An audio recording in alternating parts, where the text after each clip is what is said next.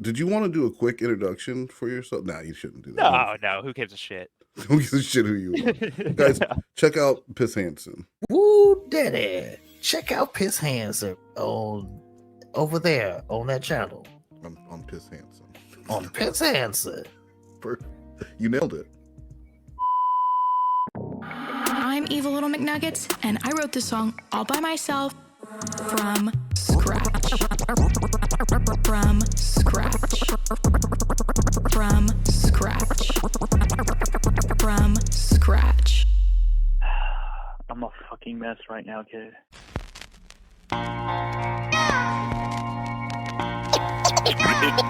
Is this song for me and you, or are you gonna put me some more stupid bullshit that I don't want to hear? This is Lorne.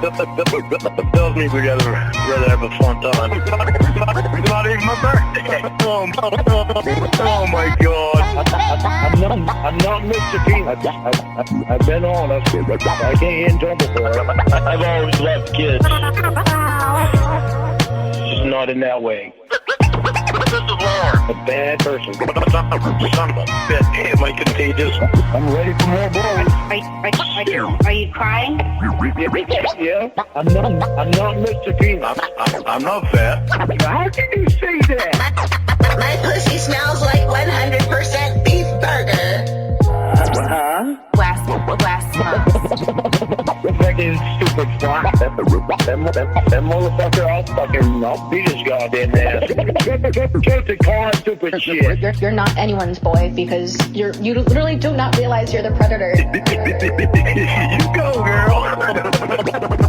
Oh my God. I don't want to hear fucking rap shit. I don't like it. My dicks were very unflattering, unlike yours. Wait, hold on, what? I'm Eva Little McNuggets, and I love it.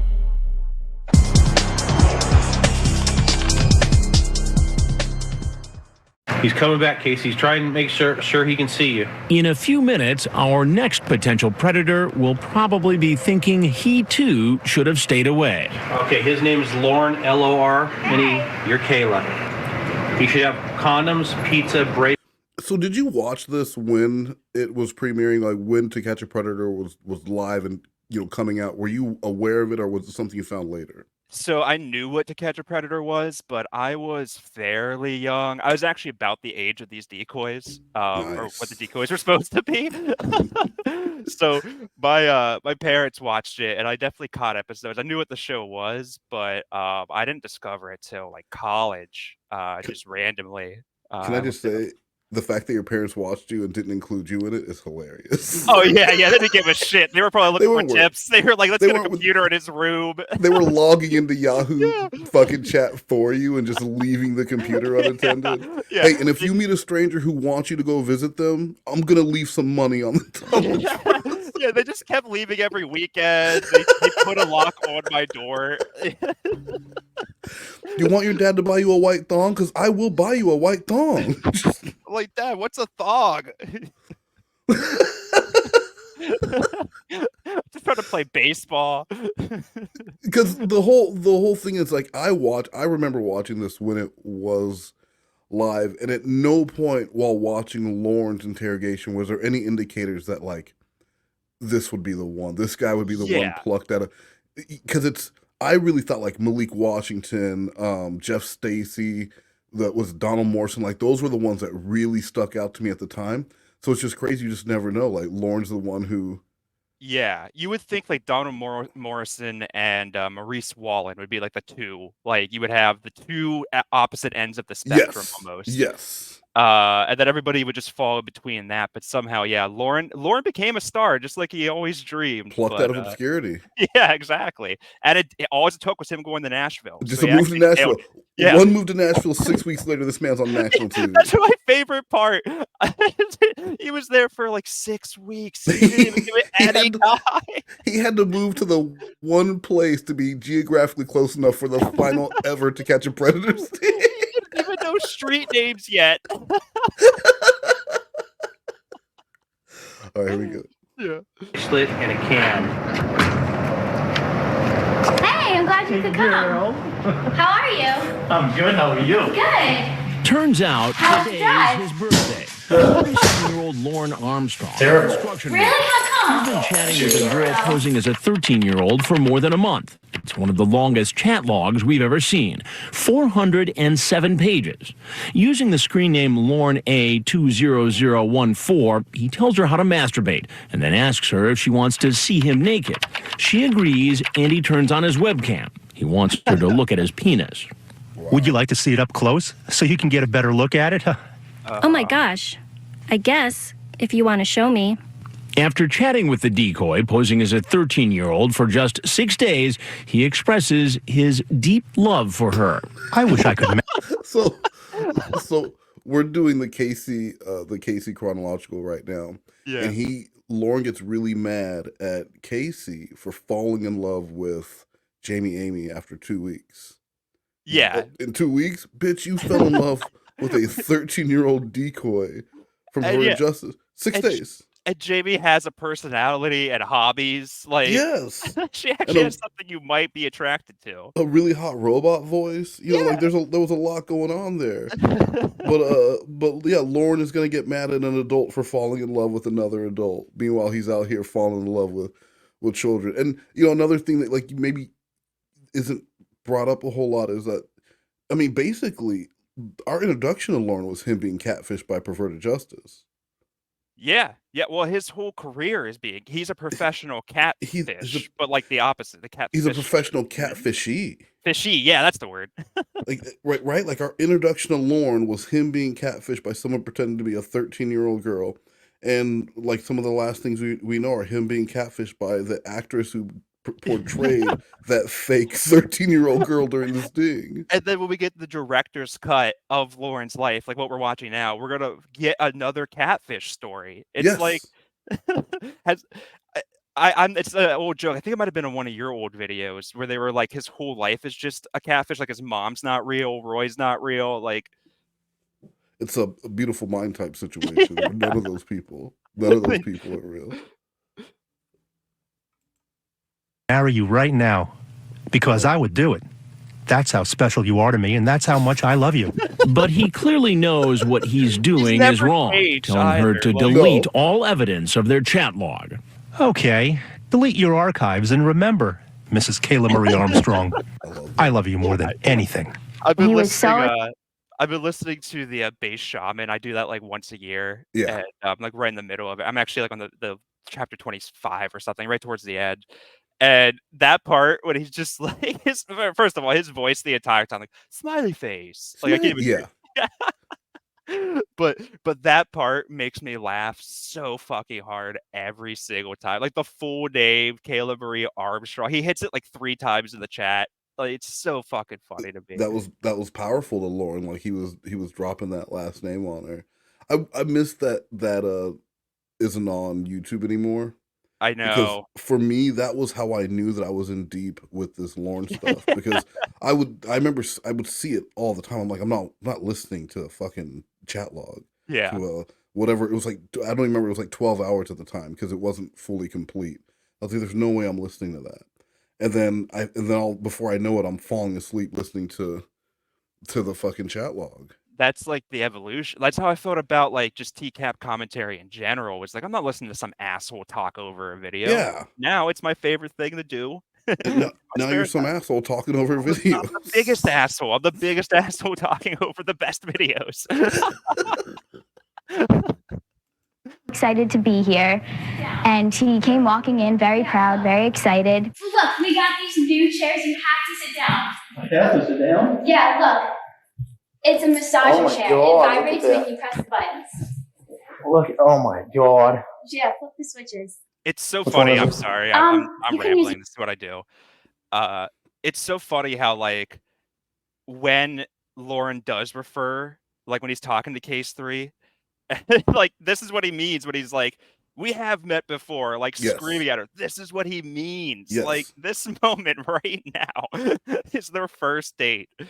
Yeah, she when he's talking about Alex Jones, she's like, I met you 3 weeks before Alex Jones. He's like, no, Casey, you met me a long time before that. Yeah, Bro, at you mean 8:35:46. you mean when you got arrested on your 37th birthday? Because even the way she like runs in front of him to get him to the staging area. Yeah. Her job was to get him in that chair because it, like it makes him less of a threat. He's got his feet up. Like the feet are already up on the thing. Like none of this looks none of this looks fucking. She's just what have she been doing? Just sitting there staring at the other chair waiting for him to sit down? Yeah, there's no TV on. He doesn't smell like pizza, nothing. It's almost as uncomfortable as the nervous Nelly what's that guy's name in the Nines shirt? Oh, John Dupuis. Yes, bro. Like she keeps her arms down while he's taking the stuff out of the bag, like completely down at like they're like they just don't work. And he's like, presents. and so like it's just not a very comfortable looking meeting. And the same with this, like nothing about this says warmth or I'm so excited for you to be here. She's like, hey, sit in this chair because I don't know how long until this dude comes out and busts you. Lauren had like the best thing that could happen to Lauren is like a 51st date situation with the real Casey. Like she just gets amnesia somehow, forgets everything, and then every day Lauren has a new chance to try to like get her to fall in love. And hopefully she never looks him up. Like see, that's a reboot. There you go. Yeah, we could talk to Chris. In the internet age, and Lauren's job, he has to like try and win her over and keep her away from the internet every day.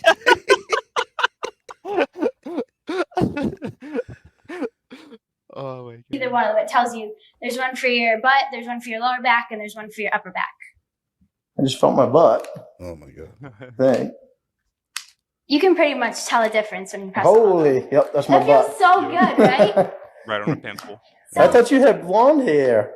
Do you like it? I dyed it by myself. I think it's pretty. Thank you. It's very pretty. Where's Oh the my pizza? God. I was waiting to eat because I thought you were bringing some. Oh, I'm bringing you pizza.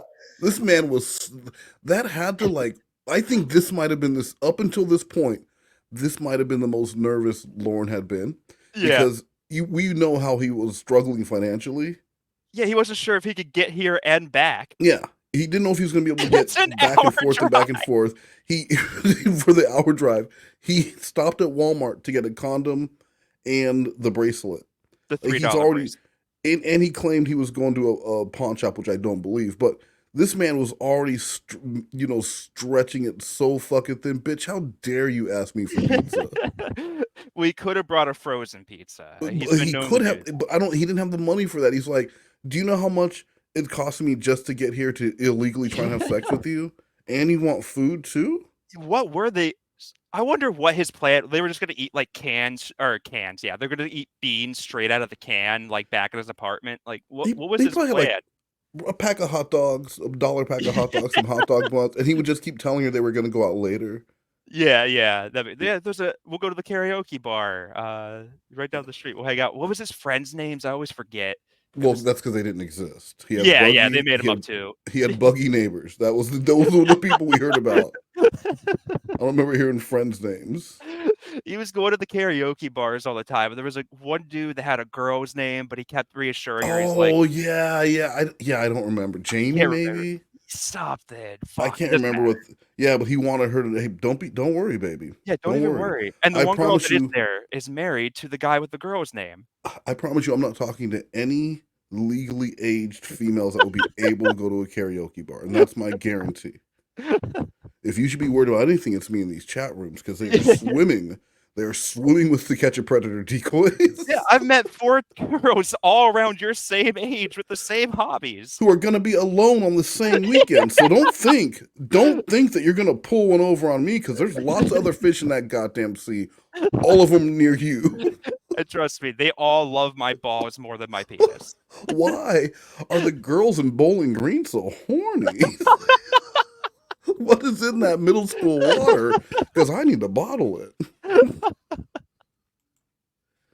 Well, weren't you going to bring me something? Well, yes, I was. And I did. Did you bring any condoms? Yes, I did.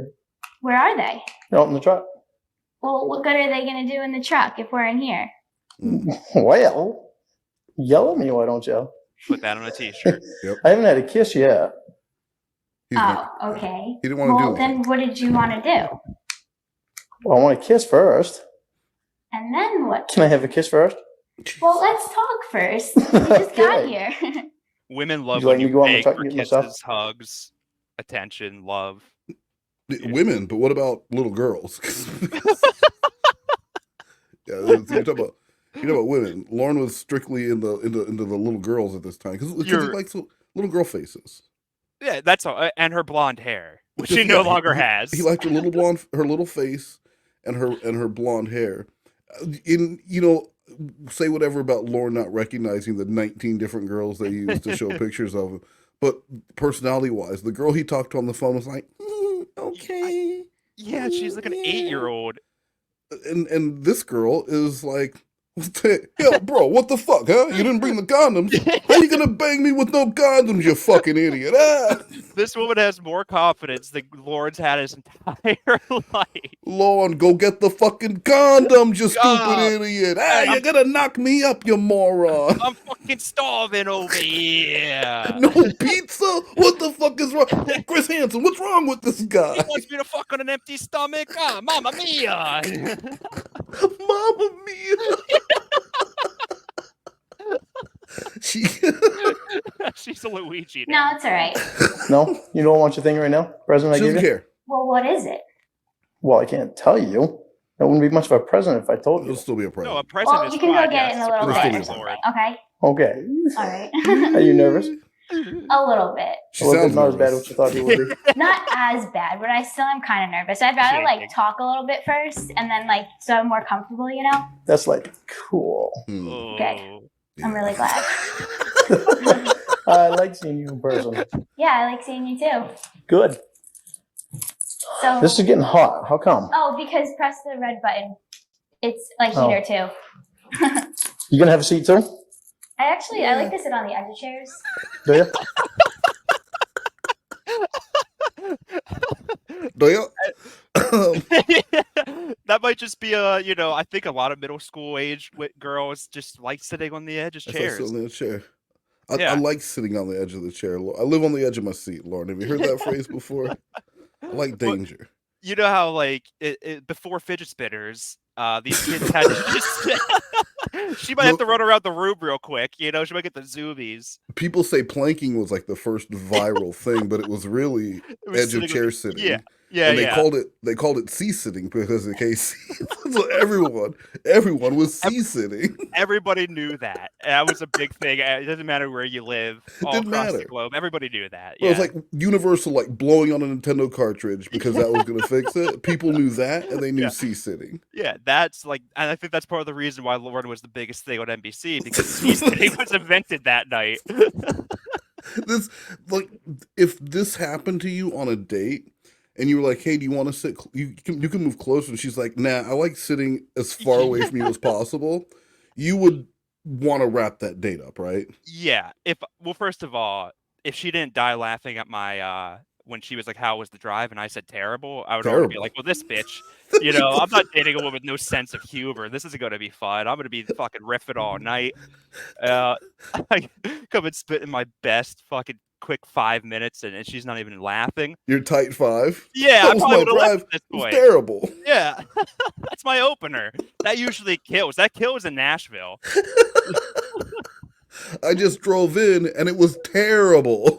The crowd goes nuts. Audience is erupting. They move the chicken wire off the stage. They know I'm safe. You don't have to sing Rawhide anymore. We can move straight to Stand By Your Man. There's no reason. I'm gonna close with a little Loretta Lynn tonight. Yeah. She's pretty comfortable there. Hi, sir. How are you? All right, how are you doing? What's happening? Not too much. Not too much. You a Boston fan? Well, actually, I don't even watch baseball. Oh. What was that? Sorry. Did you watch the newest? They just posted. I don't know if I'm dating this. I don't know when you're going to post this, but did you watch the newest takedown? No. So I'm gonna be honest with you. The only takedown I've actually seen has been on your channel. Perfect. Let's keep it that way. If more people could do that, I could get that 560 subs. That's been my dream since. Guys, stop watching Takedown unless it's on Piss Hansen's channel. What's wrong with you? What, you like to watch it without an hour of interruptions? Yeah, That's what how do you not? prefer It's like we're hanging out. We've been boys. Your boys only Piss is the only one who's allowed to talk. Well, I'm the funniest in the room. We're boys, but real quick. So I don't know when they filmed that sting exactly. It seems like it's one of the newer ones, but they were showing how like the hidden camera was set up, and one of the hidden cameras was on top of a fridge right behind Chris. And the only thing they did was cover up the little indicator light that it was on, and they did it with Lauren's fucking Boston hat, the exact replica. That's I swear insane. to God. That's hilarious. It was the best day of my life. Oh, you know that was intentional. Oh, 100%. That was probably Chris's idea. I could just see him snickering in the corner like, I got an idea. Oh, no. Grab me a hat. Boston.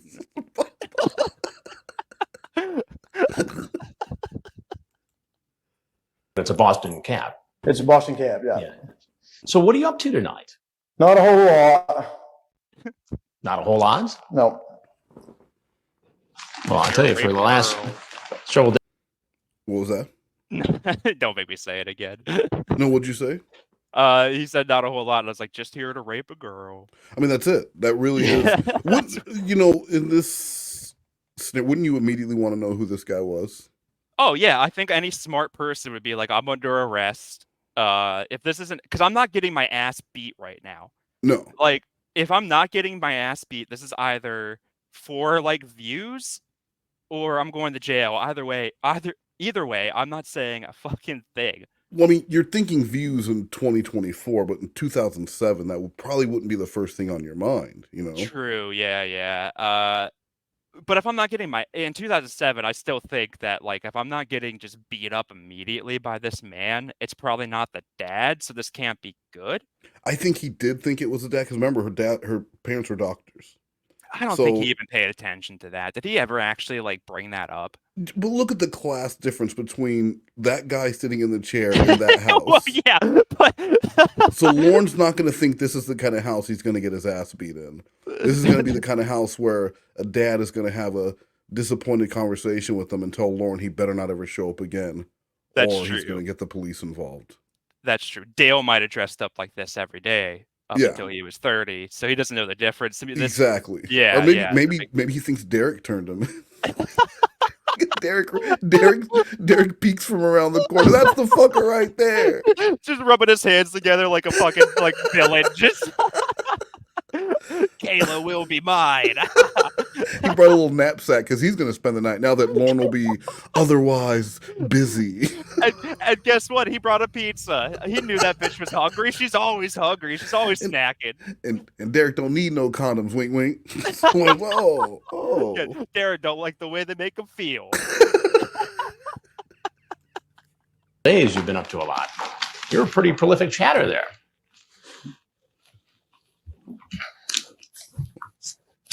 Want to explain yourself? Not really. I never really was going to do anything. You weren't really going to do anything. No. Perfect. Yeah. So you brought condoms. What else did you bring? I brought her a bracelet. A bracelet. Nice. And she is how old? She's supposed to be 13. Supposed to be 13. And how old are you? 37. 37. When? You have kids? Today. Oh. Why? I never heard that. I remember, like, I had seen this so many times, and I never caught that. And I think it was like, it might have been a commentary or somebody's video. And, like, I heard that the first time, and I had to replay it. Like, that's the best line of this whole thing, in my opinion. It's 37. Beat. Today. I think on the original broadcast, they cut that. Yeah, they cut so much out of his, and there wasn't even that many people in Bowling Green. Well, but you know, like we're saying, it wasn't necessarily the most exciting. It's much more interesting in hindsight, like the more we know about Lorne and all the follow up. But it wasn't the most exciting of the. I mean, Malik Washington was tons more interesting than this guy. It's almost like Bowling Green's like when a band drops an album and like all 10 songs are just fucking bangers. They're just like all just hit after hit. Like this is basically a greatest hits album, but it's just Nirvana's Nevermind. Or the fucking Dr. Dre's The Chronic for your audience. Wow.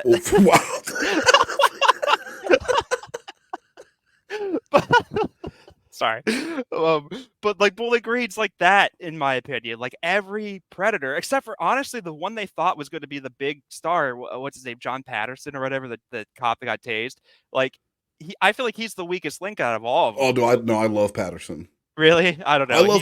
I love Patterson because of the way he runs and screams when he gets tased. Yeah, and you get to see Chris like take a few steps up the stairs, like, oh shit, he's coming my way. Well, and he does this whole thing where he's trying to impress this girl into thinking like, dude, he's a badass, he's a cop, he's this and that, and then he runs and screams, he probably pissed himself. And as far as he knew, that girl was still real and probably didn't think he was very cool anymore. No, that definitely, if he still had a shot with Casey, that definitely blew. Yeah, that went away when he pissed on himself on her Mima's floor. So. No, unfortunately. Yeah. I've got nieces though. Sorry. That line too. So the 37, he tells me 37 today, just to let him know he was 36 when the illegal chat started. But then when Chris says, "Do you have kids?" and he says, "No, unfortunately." I know. What a weird fucking thing to say when you showed up to have sex with a child. Yeah, dude. Like, you gotta know when you just say no. Yeah, you just say no. Even better, no, sir, and look down in shame. That's and put your goddamn legs down. Like you're talking to another adult now. You know what? I'm gonna leave. That's the smartest thing from this to what it said is, you know what? I'm gonna leave. This was a mistake. I'm out of here. Because he already admitted that he came there to meet a 13-year-old. Yeah. And he already admitted that he's a grown adult. So it shows he knows her age and their conversation, which was talking about condoms and so all that. So just say, I'm going to leave. Because what's the worst that can happen is if you're going to get arrested, you're going to get arrested. Nothing you're about to say right now is going to talk you out of that. This man has your chat log. He brought it in like it was a goddamn menu at a Chinese food restaurant. He was just like holding it. Yeah, when that man walked in with like a book the size of the original Testament, you did get a little nervous that might have something to do with you. Yeah. What you got there? Yeah, you talk about your nieces in the chat here. Ooh. And you talk about how you like to spoil the nieces and how you would like to spoil this 13-year-old girl like you spoil your nieces. Yeah. Is this the way you spoil young women? No. You don't agree to that.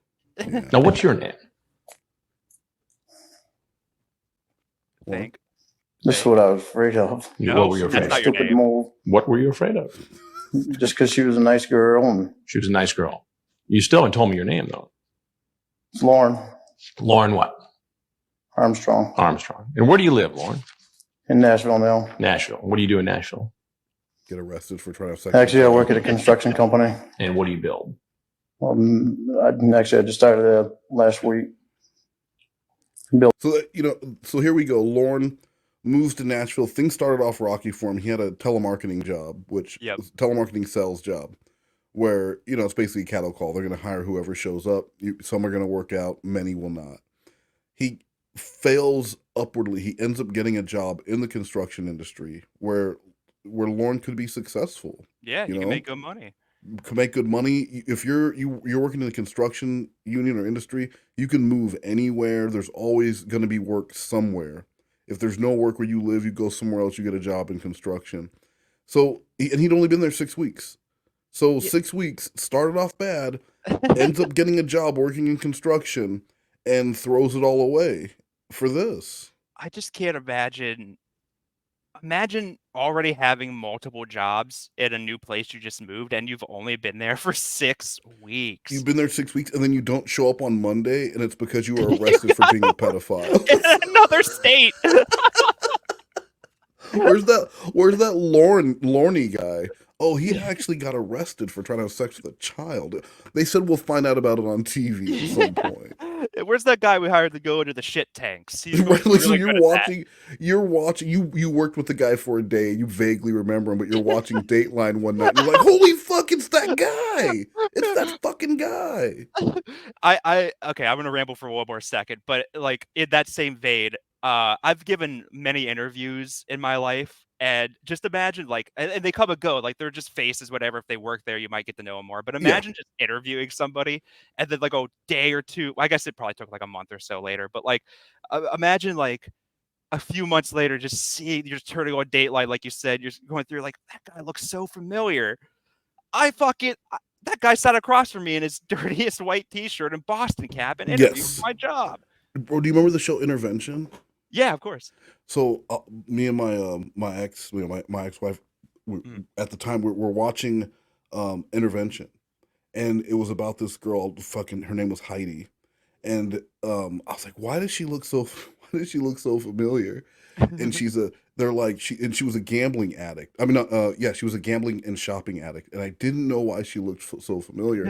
And they say to pay her, and my ex is like, I don't know, like that's so weird. And they said to support her habit, she's a part-time prostitute. She's like, yeah, why do you know her? It's like, I swear to God. And it turned out she was, because I used to run IT for the auto mall. And she was one of the sales managers at one of the deals. She was making like $200,000 a year and living in complete squalor because she was a gambling and shopping addict. Damn. So she's like, really bad at gambling. She's not even really bad at gambling and really good at shopping. So it's not a great. It is not a great mix. I will let you move on after this, but I played Little League with a kid who ended up on the Steve Wilkos show. If you know what that is, like Jerry Springer. Great episode, still saved on my Facebook. I watch it once a year, and he's currently on trial for his this gets kind of dark, but his infant daughter died, and he's on trial for it right now. So I might be driving back to my hometown soon to sit in that trial. Way to bring the mood down. I know. Well, I thought let's bring it back up by watching a guy trying to have sex with an underage girl. We can turn this around, Wes. Right now, building a gym for a church. A gym for a church. Is that a good job? Yeah. Now, besides all this chat here, and we'll go through that in a minute, you also sent a whole bunch of pictures. I love this.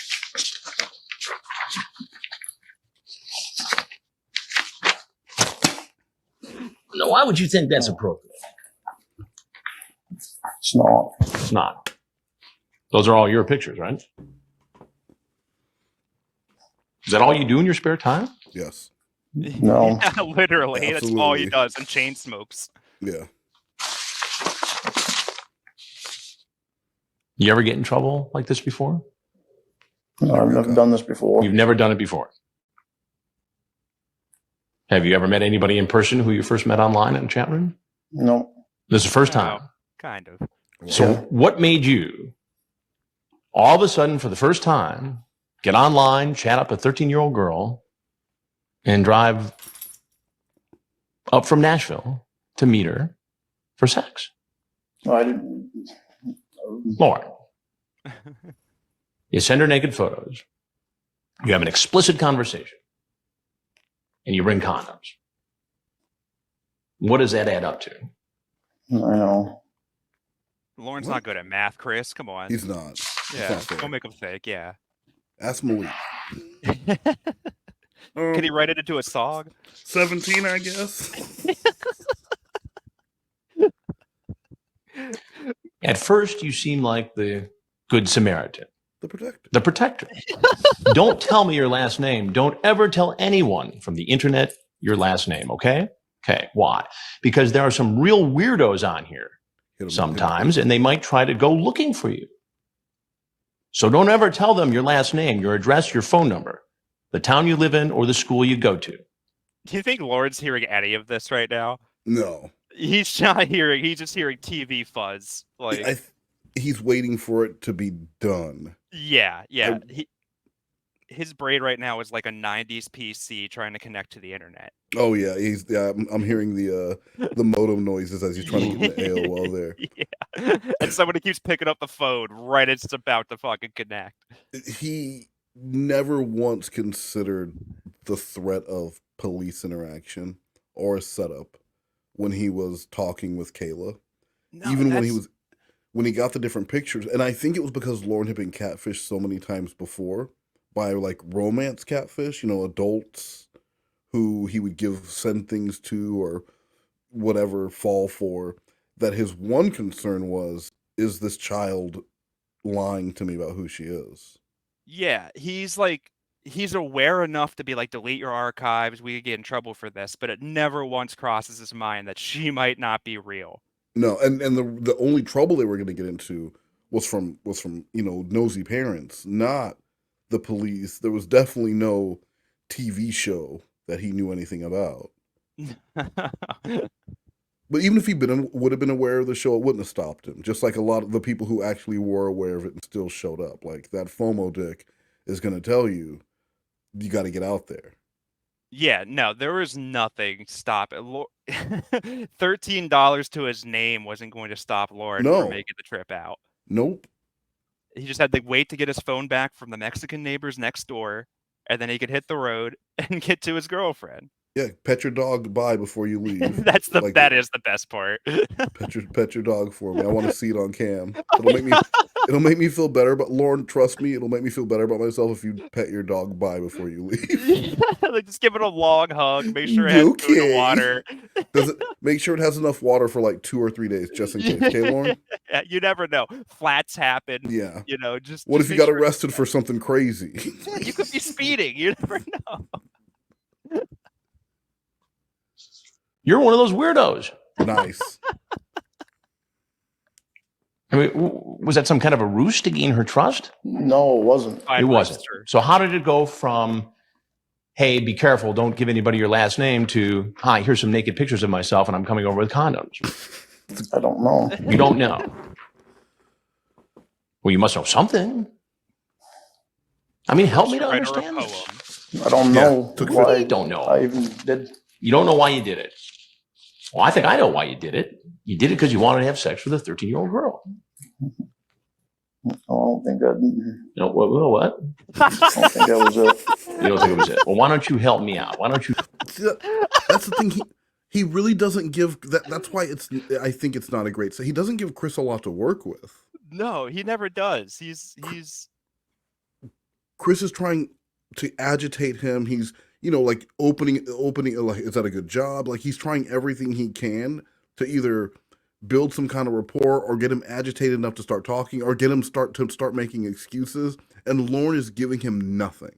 No, I think it would have been really fun. Obviously, it would have been bad if he drove like this, but drunk Lauren versus Chris on this couch right now would be amazing. The verbal barrage that Lauren would try to throw while Chris is just like trying to decipher what the first sentence was. Who the fuck are you? You're here alone with this 13-year-old. I'm the fucking pervert. I mean, Detective Lauren might make some good points, honestly, and Chris might have just let him go. I feel like they really missed an opportunity, though, to not have Chris walk out with a birthday cake. Well, happy birthday. I put 13 candles in there. You see what I did? It's supposed to be 13. I put 14. I put 14. Why don't you go ahead and make a wish? If you can blow out all the candles, we'll let you go. But what of the trick candle? I didn't get them all out. Yeah, I didn't get them all. Tell me what it was then. Come on, Lauren, dig deep. So I wasted 5 years of my life on the internet talking to girls that gained my trust. And she seemed like somebody I could trust. You could trust. So when you say you spent 5 years on the internet, what, getting taken advantage of by women? In what way? In every way. For instance? I was over in Washington State. That's when I started going on the internet. When you lived in Washington State, you started going on the internet, and what happened? Yeah. I met a girl, and she said her name was Amanda James, and she told me that her daughter was her niece, and she was watching her niece. Well, she was actually had custody of her niece. Perfect. You're winning him over. Yeah. And then? Yeah. 3 years later, I moved back to Maine just to be close to her because she lived in Pennsylvania. That makes sense. And I didn't date anyone. I didn't see anyone because of her. Long story short, Chris, I've been taken advantage of by adult women, so I've moved on to children. How hard is this for you to understand? Do you understand, Chris? Yeah, Kayla didn't bring up Dale Earnhardt once. Right? She didn't ask me to send her merch of any NASCAR driver at all, and I offered. I offered lots of Jeff Gordon stuff, and she didn't even want it, Chris. So, I mean, what more do you need me to say here? Yeah, I'm waist high in Tony Stewart merch. If you actually, do you want to buy? Do you want a shirt? I got beer koozies. I've got this storage container in my yard, just full of merch. All right. So what happened? I got back to Maine, and I was talking to her on the phone, and she, my sister wanted to say hi to her, and my sister had been on the internet for a couple of years, and she was able to read people pretty good. And what happened? And she got on the phone with her, and she, after she got off the phone, she was only on the phone with her for about 2 minutes, and she got off the phone with her and told me that she wasn't real. She wasn't real. She told me she was lying to me, and she'd been lying to me all along. Did you ever meet this woman? Did you send her money? I sent her money. I sent her all kinds of Dale Earnhardt things. Dale Earnhardt things. Dale Earnhardt. His mustache comb. I was digging through his trash. The first you sent her money, Chris. I sent her money and Dale Earnhardt merch. Like, how is that the first other thing you think to mention? Well, that merch could be worth a lot of money. Dale probably just. What year is this? 08 or something. He had just died. 07. But like, why you sent her money? You sent her money. You spent a lot of money. But still, when you take a step back and look at this story as a whole, he asked you what your name was. he just wants to know. What he asked you was, what made you recently get online and try and have sex with a child? And his response was, okay, so this girl, I bought her a lot of Dale Earnhardt shit. She First, pretended you have to know he lived in Washington State. Yeah, like, so it's just such a long roundabout way. And then to say that he thought her daughter was her niece, I feel like that matters to him because I think Amanda James told him she was a virgin.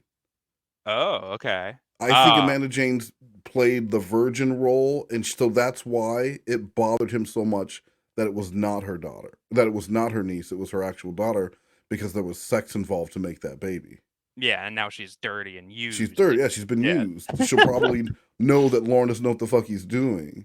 And thank God his sister got those AOL discs in the mail like a couple years before he did. Yeah, 200 hours free.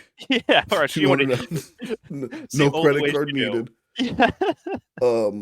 Yeah, and so I believe that's why it bothered, it was so soul crushing for Lorne. It was specifically the fact that she had lied about the baby being hers, and then if she's willing to lie about that, then what else is she willing to lie about? It's just such a weird thing to bring up in this situation too. Like, it's like, what does that matter? You could tell us her height too. Like, who gives a shit? Yeah. Junior things. She was Dale. The race car driver. Yeah. And so because you got taken advantage of by a couple of women on the internet, you thought it was okay to take advantage of a 13-year-old girl on the internet. No, I didn't. You didn't? No. I'm very happy that you talked to me before talking to anyone else, though. This way, you'll be safe. Wow. That's what I meant, too. I don't know how... You don't know how what? I don't know how it lead to this. Well, here, let me take you down the road. This is how it went. You started with this. I could actually start and from then it goes to... So this is right. a telephone book, by the way, this chat. Yeah, that's a pretty thick one. You started chatting with her when? Last month? You have. So you've been chatting with this young woman for a month. Chris should have said girl. And so it starts with you being the protective older brother type. And we flip through dozens and dozens of pages here. And ultimately, it builds into a very sexually explicit conversation. Pretty early on. Right? Yeah. I wish I were sticking it in you. This is why during recordings with Chris, text messaging him to tell him all the things that he's getting wrong. So that, when he's interviewing someone, I'm text messaging him like, no, that was wrong. You need to ask about this. Every fucking time. Chris, did you look at this at all? Because it got sexual very early on. He said eventually it builds to a sexual conversation. No, Christopher, it did not. It was very early on. You full name him? Did you say Christopher? Come on. It was very early on. Drop his middle name in there. Is it Edward? Oh, I have no fucking idea. I think it's Edward. Hold on. Yeah, I can do this. Chris. I almost write Christopher because I'm a fucking idiot. Edward, you nailed it. Yeah, Christopher Edward Hansen. There we go. Christopher Edward Hansen. Are you fucking kidding me? You got that wrong. You right now.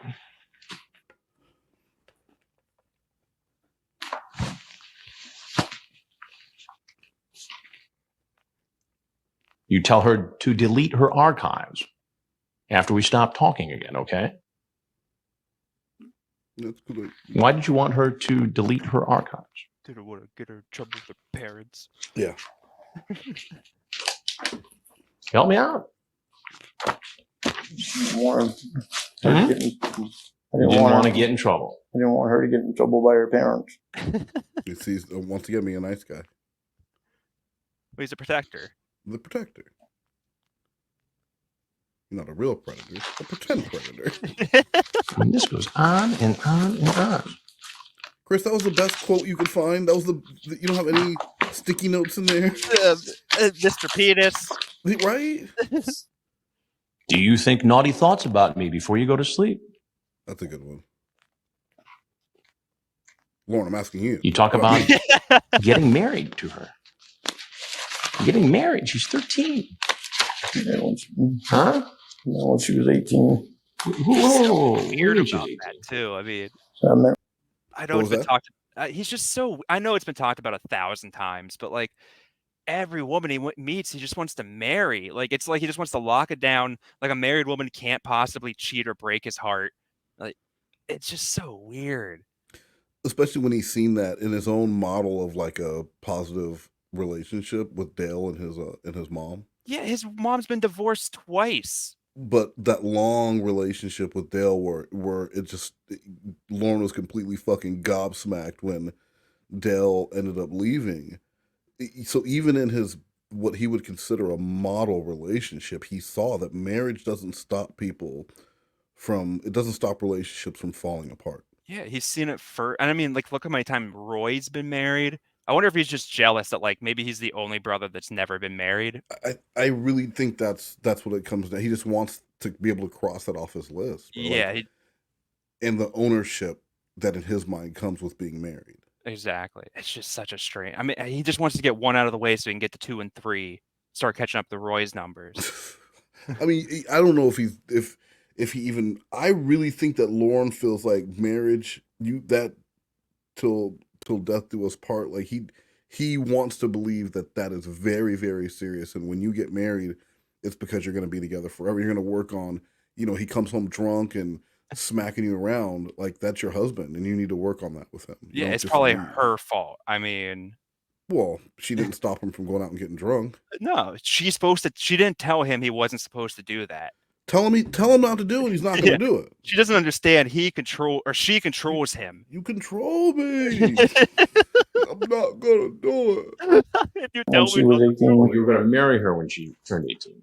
Yeah, Chris, I'm not a weirdo. But you're just going to have sex with her from the ages of 13 to 18. Oh, Chris, you got me you walked me into that one.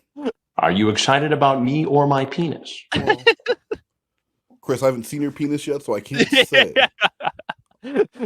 But Did you bring anything else with you tonight? You seem great. You sing it all? Like what? Like anything? No. Like food, alcohol. So did you bring anything? Lorne shakes his head no, and then says, like what? Yeah. And that's because I believe he said that because he knows he has that camera in the car. Yeah. And I feel like do you think he's remembered the pizza thing? Like he's just hoping he says, like, did you bring food or something? Well, no, because Lorne never said he was bringing pizza. They were just confused. But she brought up pizza, so I wonder. But he said, I'm giving him too much credit. He said, "You bring any?" I really think Lorne's thinking about that camera, and the chat log is right there. And in the chat log, Lorne said he wanted to bring the camera so that so that he could film the felony thing that he was going to be doing. And so I think that's what he was thinking about. Yeah, it's probably like camera, condoms. He's probably making a list in his head right now. Yeah. Like, what do I have on me? He admitted to having the condoms and the bracelet, but he didn't mention the camera. And I definitely don't believe the story he comes up with later that he was going to different pawn shops, because you look at the way this man is dressed. He knows how pawn shops work very, very well. And they're not taking some shit in that they can't turn around and sell fully functional, not some duct tape on the battery compartment. No, if they would have offered him $2 for it, though, he would have taken that $2. They wouldn't have offered him shit for it. They don't want anything to do with that. But yeah, he would have taken it because that's an extra $2 to spend on his 13-year-old girlfriend. Yeah, that's almost, he's halfway to a bracelet. All that work, all that planning, all that countdown to get yourself arrested. That's really, dude, so that countdown to meet Kayla was really a countdown of his freedom. You're crossing down. He already had fucking Lauren's B-Day circled on his calendar. Then he had to etch in, like, meeting my girl. Meeting fucking crossing out each day. Each day until he's forever known as a sex offender. That's what he was marking down. Well, Lorne Armstrong, life begins today. Like having a countdown to when you're gonna die just above your head. Just but only it was the countdown until he's a registered sex offender. No. So just the bracelet and the condoms and a camera. Oh. Nothing There's an else. open container in there too. Yeah.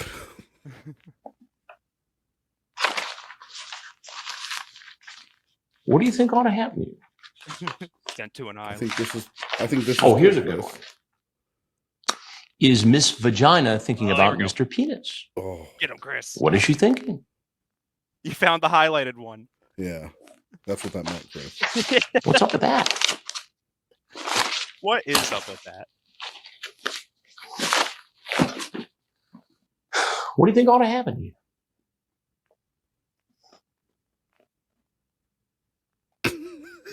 Help me out. I guess you go to counseling and get off the internet. You should go to counseling and get off the internet. Pause it real quick. Did you ever say to yourself, you know how like you would watch like a movie of like an ancient samurai warrior or something just accepting his death and like he's like, he's gonna die and he gives off one last like, you might kill me but like the spirit will live, or whatever. Even Obi-Wan Kenobi, like that's what that was. Yeah you had your moment, Lord. You coward. Just that face. And this is when it starts melting. Right here is when it just he could have just said, you know what, I don't know, but I'm gonna accept whatever happens. Well, this is a kick in the pants. I'm gonna go home, throw away my computer. Keep your jeans in your jeans. Keep your jeans. Yeah, he just starts. Can I get a ride home? Hold on. Honey, don't bring the kids. I'm a very professional person. Look how I'm dressed.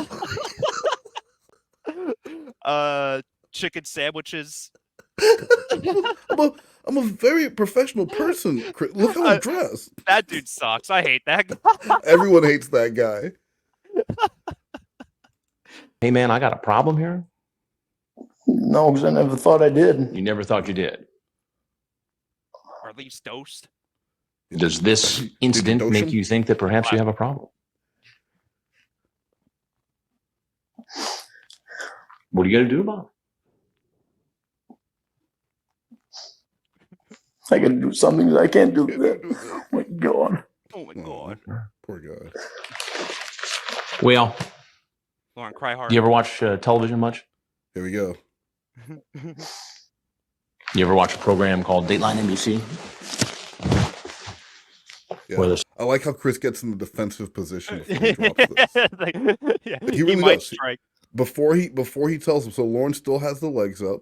Yeah. He gets up and he steps behind this chair, so that if Lorne does get up, it gives him time to defend himself if need be. But there might be a dude hiding right behind this painting here. You know, there could be someone. There could be something going on here. But I like that he gets up and he gets behind this thing before he drops the Dayline slam. It seems like almost ceremonial too. Like he's getting behind like the podium to like he's like a judge right now about to like sentence you to the execution. And this was the point where like Chris was really enjoying drawing it out. You know, like he was really enjoying the. Do you ever watch TV? You know, then he gets up. It's like it's all a dance. Yeah. Do you think Chris knew it was coming to an end here? No, I don't think so. You know, if they thought it was coming to an end, I don't think they would have done this episode. No, I mean, because with what had happened at the thing before this, no, I'm really surprised they did this one. Yeah, true. I don't know how long it takes to set this stuff up though. Like this. But I mean, that dude had killed himself. Like that was good enough reason to just shut it down. At least until you figured out what was going to happen from that. Yeah, the blowback from that. It is so surprising, and it is absolute Lorne luck that before the entire thing was shut down, they had to get to within driving distance and that's part of the Durango Mango curse. Yeah, that's what it was. Something I got to tell you. I'm Chris Hansen with Dayline NBC, and we're doing a story on our Now you're free to walk out of this house right now. But if there's anything else you want to say, now would be the time to say it. Fucking Bobby Hill. Yeah, the grown-up Bobby Hill.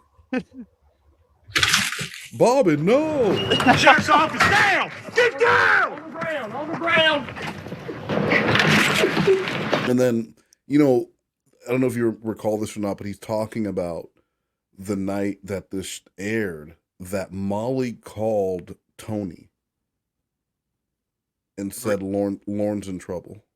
That's what? No, there's no way that happened. I believe it. Remember, because Really? he said Molly had Tony's number because like he talked to her and said, you know, yeah, I know she's young, but I think she's cool and you should talk to her after all. Yeah. Well, he did say in like one of the calls that he did talk to her while he was in Nashville, right? Yeah. So maybe... So he says that when the show aired, Molly saw it and she called Tony and said like Lorne's in trouble, and Tony's like, yeah, I know, or something along those lines.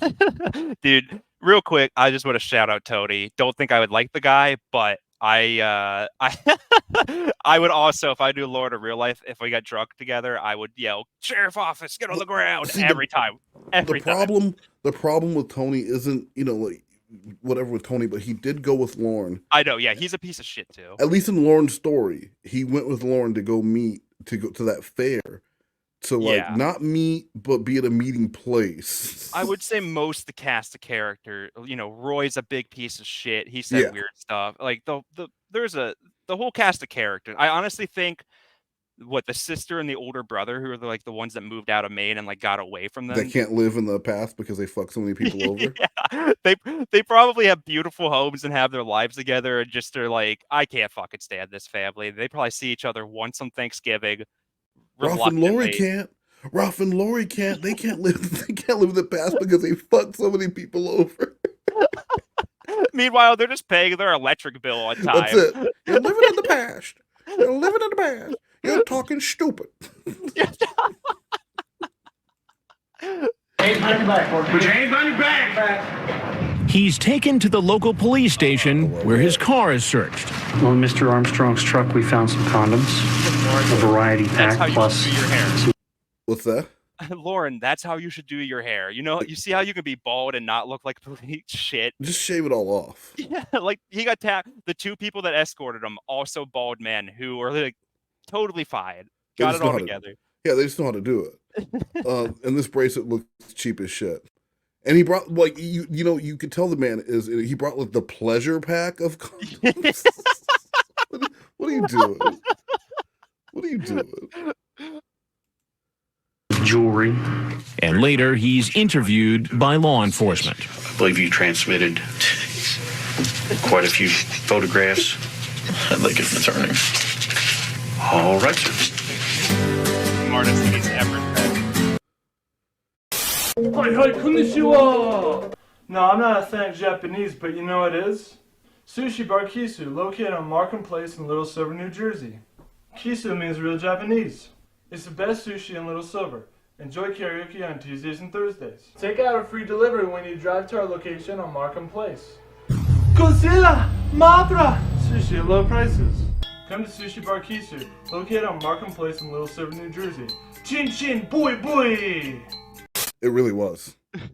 It really was. He actually should have said that at the Sting House. He should have said that about 2 hours ago. Just assumed that it was the police and said, "I'm not going to say anything without an attorney." The only reason he would be talking to Chris was because he thought he was going to talk. That bumbling, stumbling idiot fuck thought, "All right, Lorne, time to turn on the charm and talk your way out of another one." I'm getting really thrown off by this like head on this guy walking because I own those shoes. Do you? Yeah, those are like the same shoes I own. Yeah, We're like, what does that say about me? Alpha Male Derek made that for me. So. Oh, that's Alpha Male Derek. Did you just look up the cheapest shoes you can get at like Target? Because you nailed it. They nailed. He nailed it.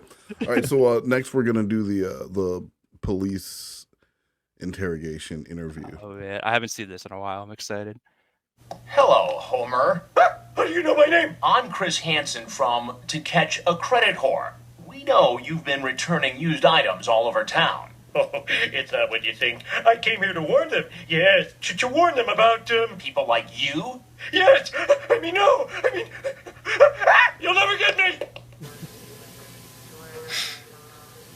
I mean, it's still his birthday at this point. That whole thing they got from the Sting House to the police station in like 50 minutes. Yeah. It took him longer to get to the Sting House. They had to get him they had to get him out of there so that the next pervert can show up.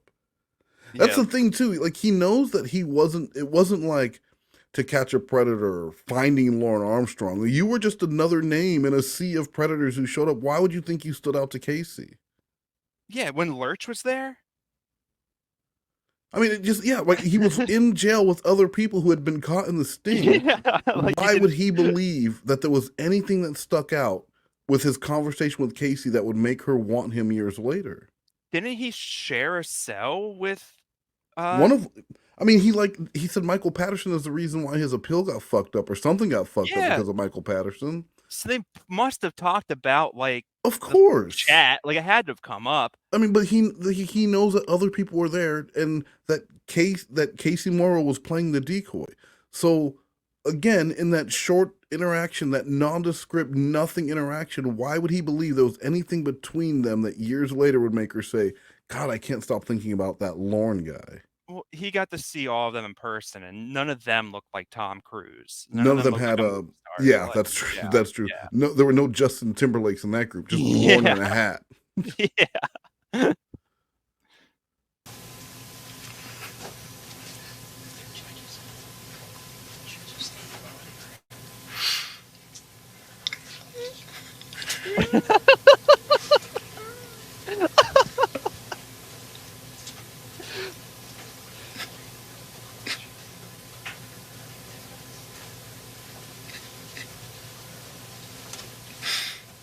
Well, Lorne, happy birthday. Yeah, went for louder. Someone should have said happy birthday to him. I bet that would have made him feel a lot better. Here we go. Just a cupcake with a candle in it when they sit down. Lorne, you need anything? A cigarette, a water? Happy birthday cupcake? They get like a Twinkie from the break room, just shove a candle in there. No, sir, I do understand it's your birthday. I can only get 3 of us to sing for you. Then they sing happy birthday legally, we cannot sing the copywritten happy birthday, so we will be singing for He's a Jolly Good Fellow. 1, 2, 3.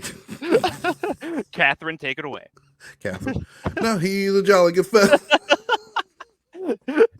Now, I can't uncuff you, but you can blow it out, and I will feed you. You can blow it out, and I will feed you bite by bite your birthday cupcake. Then we'll get on with the questioning.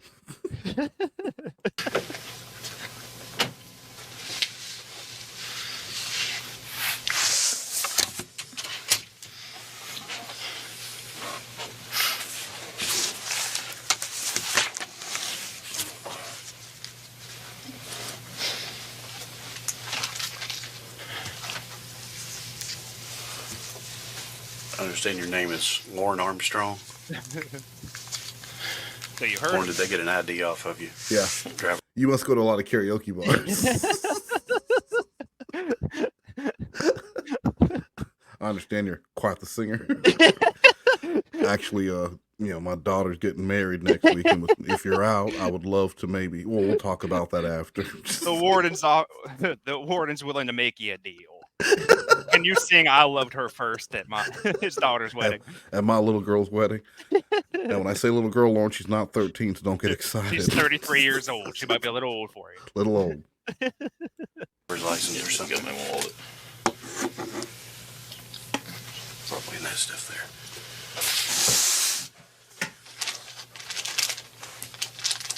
Is that his hat? Yeah. Maybe loosen that left one up. I'll tell you what I'm going to do, Mr. Armstrong, is I'm going to go ahead and cut that off of you. As long as you be copacetic with us, we'll be good with you, okay? Okay.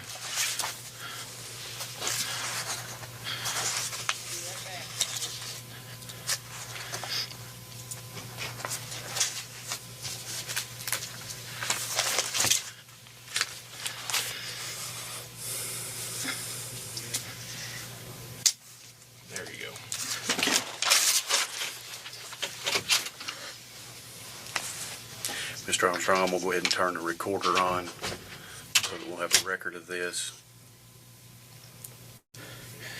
We'll let them get back in the room.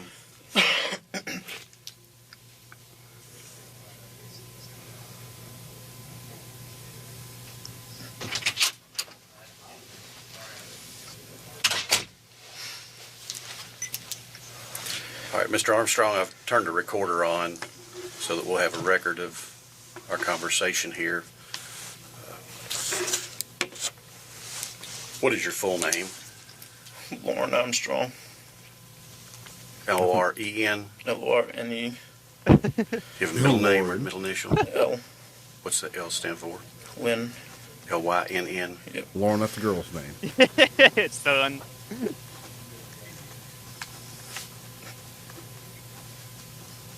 How tall are you? 5'8". Now, Lauren, we're going to start off with lies. Lauren, stand against the wall real quick. I measured my 12-year-old earlier. No. Sit back down. I know I said 12. There's no way I can believe you if you're going to start off with lies. I happen to know you're a 5'4", 5'5" with a hat. Wait. 175. No. One more strike and you go to That's it. The other family has a chance to steal Lauren. What's your home address, sir? He doesn't remember. He's only been there a few weeks, officer. He doesn't know the street name, but he could just. There's a 7-Eleven down the street, a Circle K. It's the Brown apartment building. You should be able to see my truck. Oh, fuck.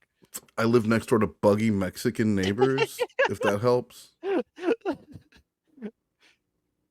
Yeah, just put my clothes along the door so they don't know I'm home. There's a towel there. They can see the light. They look for the light under my door. So instead of telling them, like, hey, guys, stop bothering me, I hide from them. Because that's how I face my responsibilities. Yeah, I'm 37. No, yeah, I'm 37. What's your date of birth, sir? Today. What did they blur it out? He already said. And the zip code there where you live. Oh, I guess another that's one. Footage. Yeah, this is another one. I don't know. Okay, so he just told them. This is why they didn't get the interrogation. He just told them it was his birthday, and this is not a joke. The man just said it's his birthday. If you want to build rapport with this guy and get him to, wouldn't you at least acknowledge that it's his birthday? Yeah. Did they? Catherine Wait, is Catherine Reed in this department? Am I confusing this? Yeah. I think she's like interviewing other people, right? Yeah, they needed her. She would have fucking. Well, Lauren, happy birthday! Happy birthday, Lauren. I'm sure you have, Travis. Yeah, let's get. I heard there's another singer in here. I'm gonna get him in here real quick. Have you ever done a duet with the Predator? But like seriously, if like, because this is a man who feels very sorry for himself and very vulnerable right now. So if you mention the inconvenience of doing this on his birthday, and I just, you know what, Lauren, let's just get this conversation done with so we can get you out of here for your birthday. I know this isn't where you want to be. Yeah, you might have got a little more out of him. Hit that and like you're new to the area, like that kind of thing. Yeah, like, what brought you out here? Oh, you sing? You can go with that. You never even been here before. Okay, I thought you were one of these guys that just, that's doing this all the time. Yeah, dude, we should have been in there, you and me. Just talking over each other. Shut up, Lorne. We're talking. Your social security number.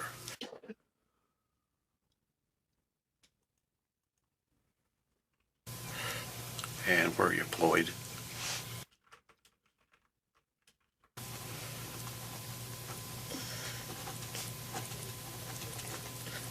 And what type of work do you do there? I operate a lull. Operate a lull. L-E-U-L-L. L-E-U-L-L? L-U-L-L. He's clearly never heard of it, Lauren. Yeah, he doesn't care. He's unimpressed. Yeah. You can hear Catherine in the background.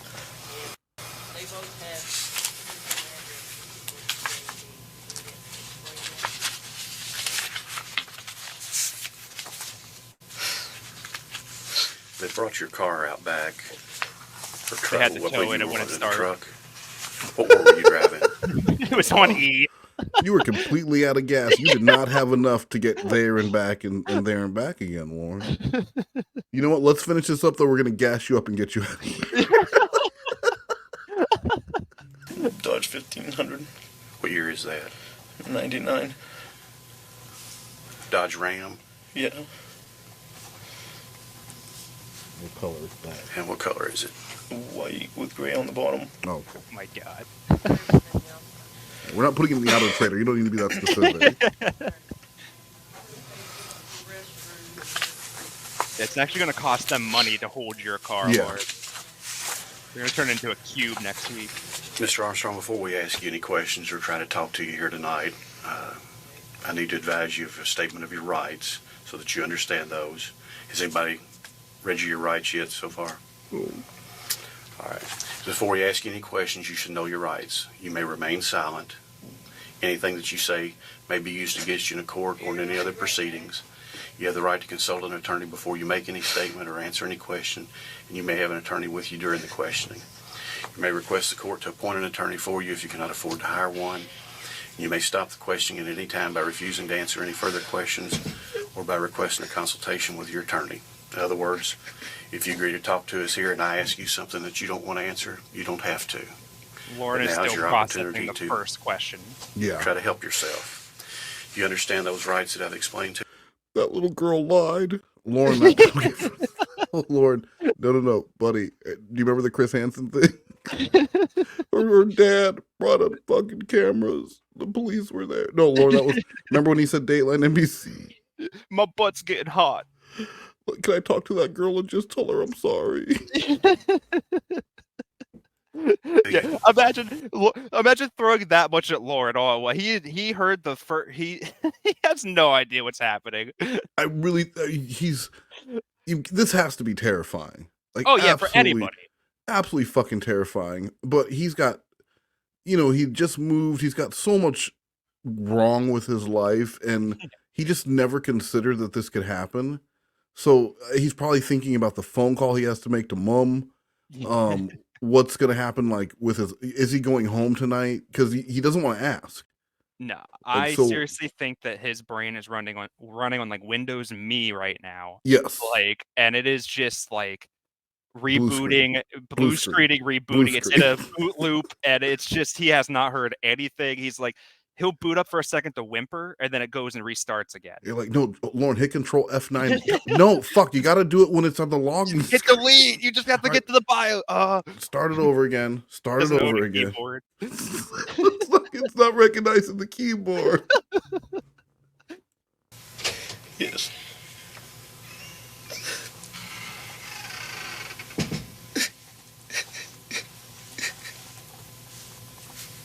Control delete.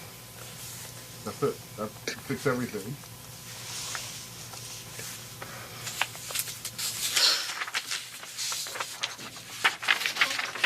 Mr. Armstrong, if you would, right here. It says that I've explained those rights to you and that you understand what your rights are.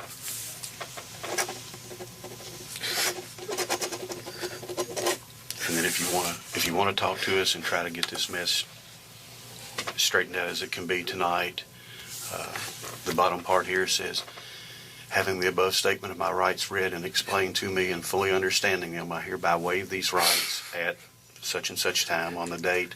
I do this freely and voluntarily without threat or promise. Would you like to talk to us and see what's going on here and try to get to the bottom of this? Am I going to go to jail tonight? Yes, sir, I won't lie to you. That's one thing I won't do. That's it, bro. End of interrogation. Yeah, you already know that you're not getting out of this. He literally just told you the cheat code. Right? They said you're going to jail no matter what. Their decision is made up. End of interrogation. Let's figure this shit out in court. Nothing you're going to do right now is going to help you. That was actually one of the smartest things Lorne did was ask that question right up front. Yeah, and then again, reboots, completely loses it. Yeah. And it's like he gets glimmers. Like he does. Maybe every 35 minutes he gets something fires in his brain and it actually like completes. I just he had a couple of not really with Chris, he was a complete bumbling moron, but here he did ask really early on. That's a smart question. Am I going to jail tonight? Because they could have said, this guy could lie to him. He could say, well, you know what? Let's see how this goes. Yeah. We haven't made that decision yet. Let's see how this goes. But he said, yeah, you know what, Lauren, you are going to jail. And that might have been his fuck up. As far as the interrogation, you know, by telling him that already, what incentive do you have to talk if you know no matter what you're going to jail? Yeah, I feel like this dude, I feel like Catherine Reed, she's in it for the long, she's okay with being here till 4 a.m. This dude's like fucking it's 9. It's probably his birthday too. He just wants to go home. Go home, eat his cake with his family, watch CSI Miami, and go to bed. They're birthday twins, and this guy's upset that this is what he's doing. He requested, he blocked off this time for his birthday. And they got called in because of that fucking Chris Hansen. Yeah, fucking Chris Hansen. He hates Chris Hansen just as much as you, Lauren. For different reasons. I will give you that much courtesy that I don't lie to you, and I would expect the same courtesy in return, is that you be truthful and not lie to me. How long am I going to be there? Well, that'll be up to a judge to set your bond. Would you like to talk to us and try to get this thing straightened out as much as possible? I'd like to know why I was stupid to do that. Well, like I say, I'd like to want to know why the cameras were there, and I've never had anything on my record besides OUI. Oh my God! Wait. Well, wait. See, because I always hear that OUI was after. Because this just came up in a recording yesterday. I thought the OUI was after the sting, but it was before? Yeah, I think I've heard that too. But yeah, it must have been. I think it was right around. Well, it had to be before he moved to Nashville. Yeah, well, so I guess. When it was discussed just yesterday or the day before, it was after he got out of prison and then moved back to Cornville. Well, I'm no longer coming here for expert opinions and analysis anymore.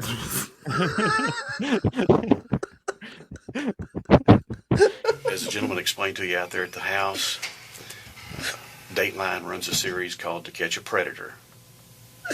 That was Chris Hansen from NBC News, and this is a sting operation to catch people that chat on the internet with an underage female and solicit sex.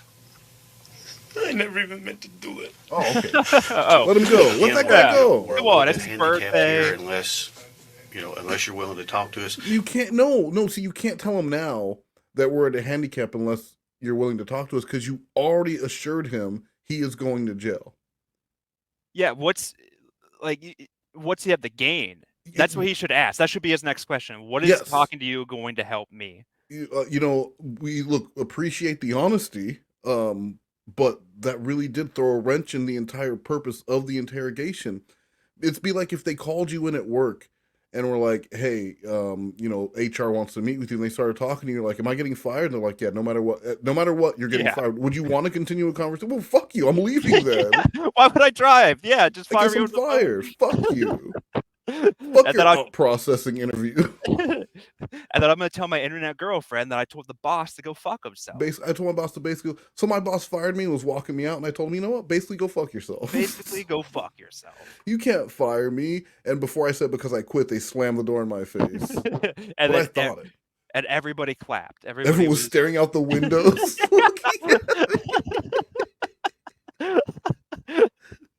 They all had their phones out. Recording recording that weird guy getting walked out by security at the telemarketing place. Sit here and talk with you as long as you want to, once you understand your rights. And Okay. if you understand those and you want to talk to us, if you would just sign right there. And like I say, if I ask you something that you don't want to answer, you don't have to.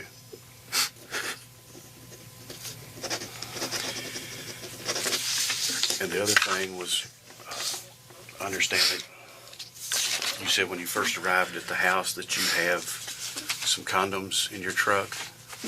Yeah. Would you be willing to give us consent to go to your truck and look in that and get to recover the condoms? And do you have any other contraband in there, a weapon, anything else? No. Does that sound reasonable that you would give us a consent to get those? How much is it going to hurt me when I do that? Good question. Yeah, you can have them. Okay. Probably what a lawyer would have said. Yeah.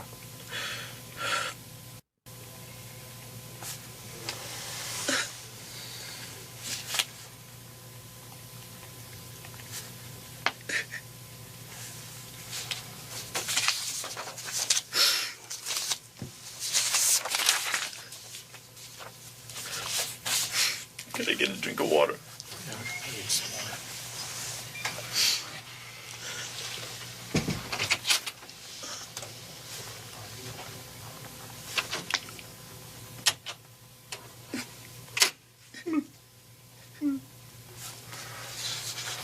If we could just get this man like an 18-pack real quick. That's I think it. he can talk himself out of this. Get him an 18-pack. Get someone else to challenge him to drink it. And, yeah. Can he just Zach Morris freeze time real quick? Run to the store. He'll need a couple beers to drive to the store, but then when he gets back, he'll crush 23 beers. Lorne standing up, breaking the fourth wall. Freeze. Wow. Looks like I'm really in a jam. How am I going to get myself out of this one, dudes?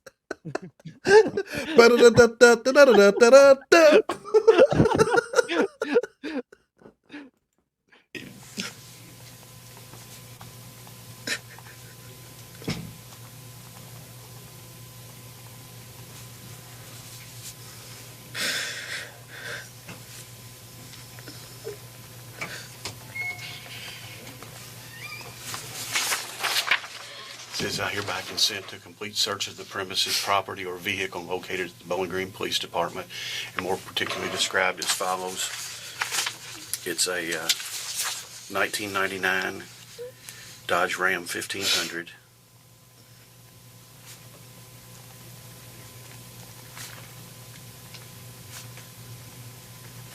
White with gray bottom.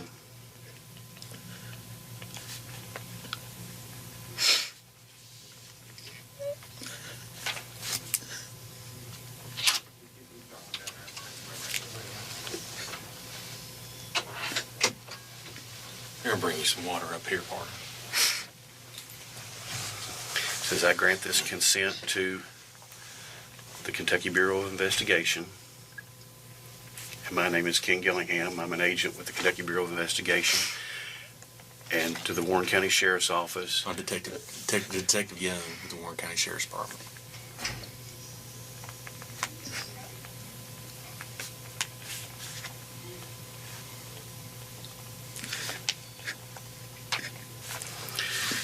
Says I grant this consent to the Kentucky Bureau of Investigation, the Warren County Sheriff's Office, known to me to be an agent of the Office of the Attorney General, which the Kentucky Bureau of Investigation is an office of the Attorney General, and to such other officers deemed necessary to assist. I know that I have a right to refuse to consent, and I voluntarily give up that right. I know that the agent does not have a search warrant. I have not been threatened or coerced in any way, nor have I been promised any favor or benefit. I have read this consent form or had it read to me, and I understand it. The date is October 18th, 2007, and the time That's is gotta now hurt. 9:18 p.m.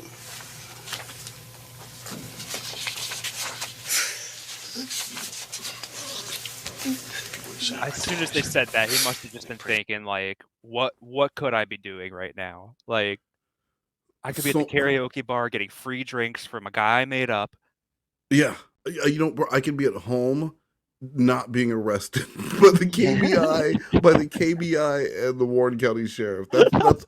That's what you could be doing right now. You could be home alone, bored and sad on your birthday, but not in handcuffs. Yeah. So yeah, this has got to be one of those things where you're thinking of 1,000 different things that you could have done differently. As soon as he said the date back to me, I'd be like, oh, like, it's just one more nail in the coffin of, like, yeah, it's supposed to be my big day. I mean, he's 38. Honestly, it shouldn't even really matter. No, 37. Or 37. Today. My bad. God forbid I think this man's older than he looks. Yeah, come on. You're making him out to be a pervert. She was 13. He was 36 when they first. There was only a 23-year age difference when they started talking. It just seems weird because now it's 24. Yeah. I tried to make it a quarter of a century and make him some kind of monster. Exactly. You're really stretching the boundaries, dude. You don't have to do that with Lorne. He does it for himself. But I mean, you would just think there'd be 1,000 things running through his head of different things he should have done and could have done. And this would be a moment that would haunt you for the rest of your life, and you would never want any. I wouldn't watch NBC. I wouldn't be able to. I wouldn't be able to watch anything where they talked about like a sting or a bust of some sort. I would have to turn the TV off.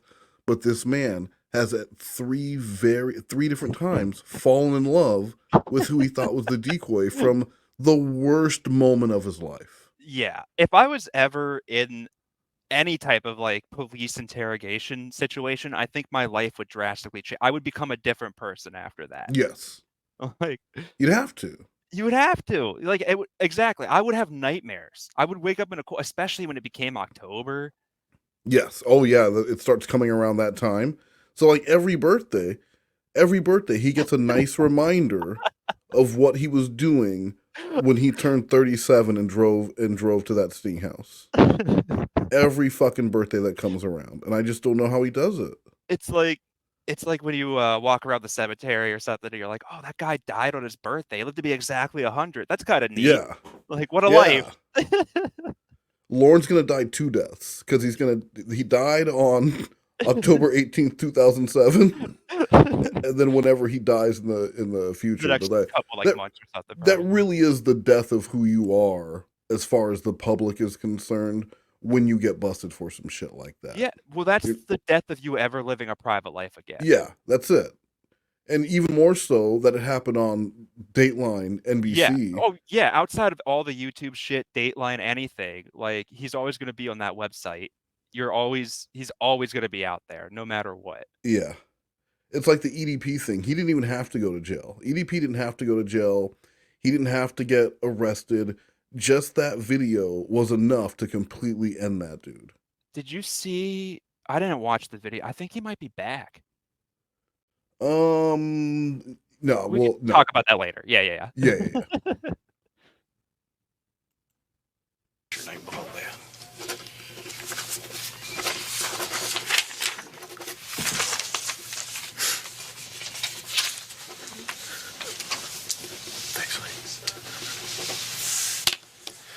Ooh, bottle stuff. Yeah. They must really like you, Lauren. He's gonna pour it out and then try and return it for the 10 cents. Well, he did get it for free, so that's all profit. Can I get another one?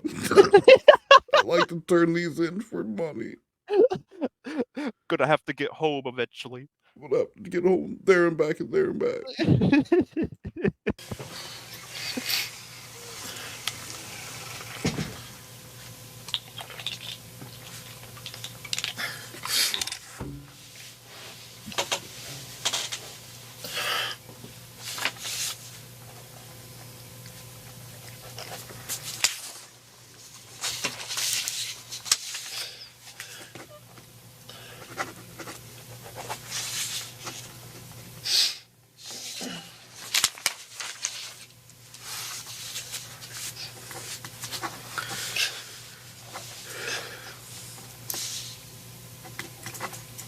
Mr. Armstrong, why are we here tonight? I don't know. I just feel like let's see, 14 minutes and 40 seconds is a little late to ask him that question. Wouldn't you have wanted to lead with that? Well, what you don't know is they had the clown and like the party brigade hanging out just outside that door. And no matter what he says, they're gonna say, "No, it's to celebrate you and your special day." Surprise! A Tony comes out. Celebrate good times. Come on. It's all just been a big setup. The walls peel away. There's a studio audience. Lauren, sing us a song. Lauren. The birthday brigade. Yeah, the state of Kentucky pays for the birthday brigade. They've got a big They got a big check to hand them to take a picture. Well, think about how rare it is to get arrested on your birthday. Well, I mean, not only get arrested on your birthday, but get arrested on your birthday on national TV. Yeah, that's warranted. At least bring out the cloud. He could be a cop. Smash a cream pie in his face. With the warrant inside. He sprays him with this flour. That's entertainment. That's why the show got canceled. And I swear to God, if like 2 seasons from now, that's a takedown episode, I'm suing. I mean, yeah. Come after me, bro. Jesse's That was the girl. Do you recall the girl's name? What she went by in the chats? Kayla Moore. And how old did she say that she was? 13. Supposedly. Little lying slut. When did you first start chatting with her? So it was about a month ago. Sometime back in September? If I told you it was around September 17th, according to the chat logs that I have here in front of me, would that sound about right? Yeah. He nailed it. It was about a month ago. Yeah. And what did you chat with Kayla about? Oh, everything. There's a lot of dick talk off. Did your all's chats become sexual in content? Well, he also brought up pimples on his butt. He did. I wouldn't consider that sexual. That's more gross. Yeah. It wasn't all, sexual, officer. It was also disgusting. It wasn't all dicks and balls. I talked about my ass.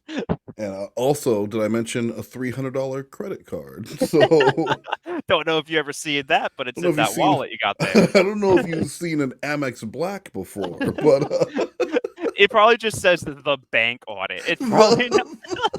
THA Bank, the bank. Lorne has to go to a 7-Eleven to make his credit card payments. It's one of those plastic toy ones that just says 1, 2, 3, 4, 5, 6, 7, 8. It keeps getting denied places, but eventually. Explicit in sexual nature?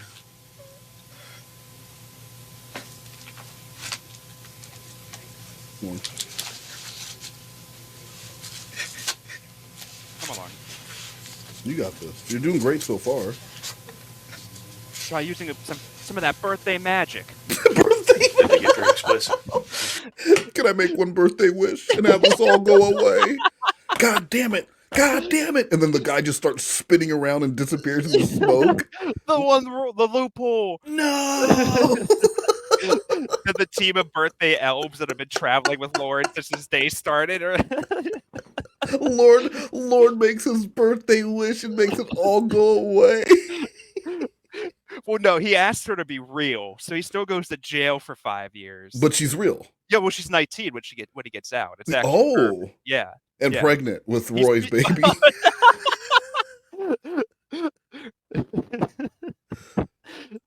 Armstrong.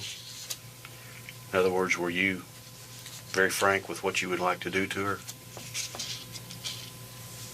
I see you nodding your head yes. Yes. Okay, sir. And in looking here, I believe you transmitted quite a few photographs. Yeah, look at them, Lauren. Be a man and look at them. Do you recognize these photographs, Mr. Armstrong? That's my cock and balls. That's the pimple on my butt. That's the pimple on my butt. Which, by the way, either of you can help me. Is that you in the photographs? I never sent her photographs of me. So these are not you. So this isn't your penis pointed to the left. That's not you angled. And he's trying to use that. I didn't send her pictures, bitch. You were on cam. It was just a live picture all the time. You know that's you. Stop trying to get away with semantics. They already told you you're going to jail. Why the fuck are you still talking? Well, she had to hit start camera or whatever the fuck it said on you. Yeah, that's true. She did have to accept to watch the camera. So really, it's her fault. His 24-hour live stream of him walking around with a hat on and no clothes, which would get him money now. See, that's where probation would probably frown on that. Yeah, I don't think probation would let him walk around naked. Sometimes I think you don't know what you're talking about. So probation said no to Facebook, but yes, Lorne, to you doing a 24-hour nude live stream walking around your apartment. I talked to Maria. She said it's cool. It's 18 plus. You have to hit okay. You have to hit okay. Yeah. She hit okay. Sometimes you have to hit 3 fire hydrants and a series of 9 pictures. And then you're good. And then you can see Lorne walk around with his dick flopping around. Who are these photographs of? My buggy neighbor. My buggy Mexican neighbor. I believe when you were out at the house, you identified these as your photographs. No, she's only seen me on cam. Oh, okay. So this is from your webcam that you transmitted? Yes. But these are you on your webcam. Is that correct? Lauren.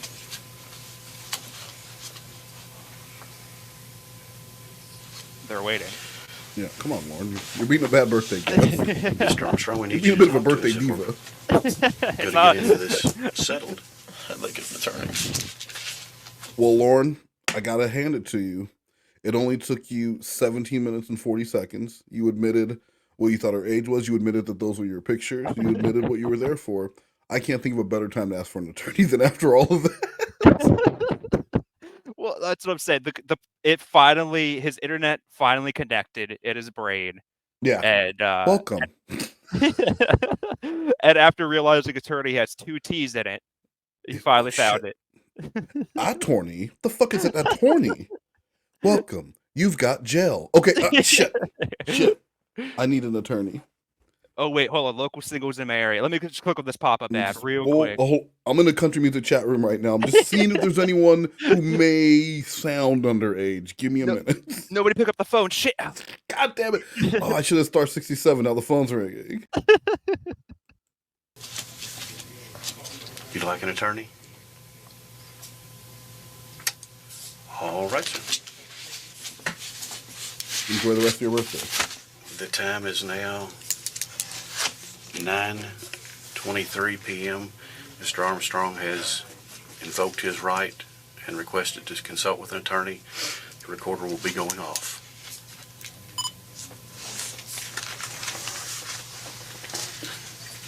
Unofficially, happy birthday. Mr. Armstrong, to hang with us for a little while longer. We got some paperwork to fill out, okay?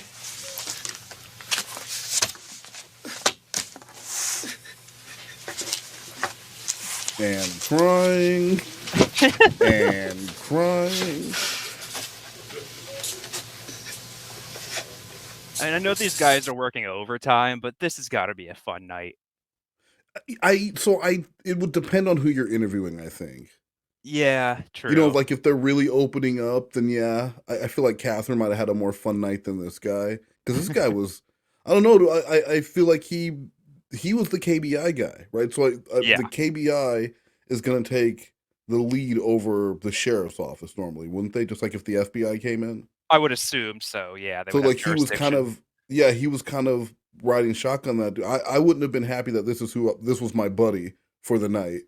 True. I would have wanted Catherine because she was so much better at getting these guys to talk, and I feel like this guy really dropped the ball with letting him know right off the bat he's going to jail. Yeah, I seriously feel like he was just like trying to wrap up the night as quick as possible. Because you'll see murderers in an interrogation, and they go, "Am I going home tonight? You know, we haven't even decided that yet. We're trying to get this done. Let's get one thing done at a time. You want to answer some questions?" In his mind, like especially KBI, like he probably has worked some cases that's taken him years. Yeah. You know, he had to go through so many suspects. To have this just handed to you, yeah, like it's probably boring. He's probably just like, I'm staying in some shitty hotel in Bowling Green, dealing with these idiots when the fucking I don't know, the I don't know, the Kentucky stabber is on the loose. What if that guy wanted to get out of there because he had a decoy at another sting house and he wanted to rush out of me? he's in the heavy metal chat rooms. Like he actually showed up at the sting house and met Chris Hansen an hour later. Oh, god damn it! God damn it! Chris, I'm just here to sing. I'm looking for Kayla Moore. I heard she's home alone. I just wanted to check on her. I'm a KBI guy. Look how I'm dressed. I would never. I would never. All right, so that's basically the end for that one. So that was our introduction to Lorne, right? Like that's how America first met and fell in love with Lorne, and then the man gets out. The man gets out and gets out of prison and starts a YouTube channel, which is just so fucking weird. So, but I just have a couple of videos that I want to watch from his channel. Let's do it. Let's give him more views. Yeah. Well, I downloaded them. They weren't watching anything on his actual channel. I smell something fishy at the Discount Seafood Warehouse in Boston proper. If our fish wasn't fresh, would I do this? Experience the variety that your whole family has been begging you for here at the Discount Seafood Warehouse. Did somebody say clam bake? Clam bake. Did somebody say lobster? Lobster. Did somebody say crab legs? Crabs. If you buy a lobster that's 12 or 13 pounds, you're eligible to get shot by us with your Alka-Seltzer cannon. Hey! Hey!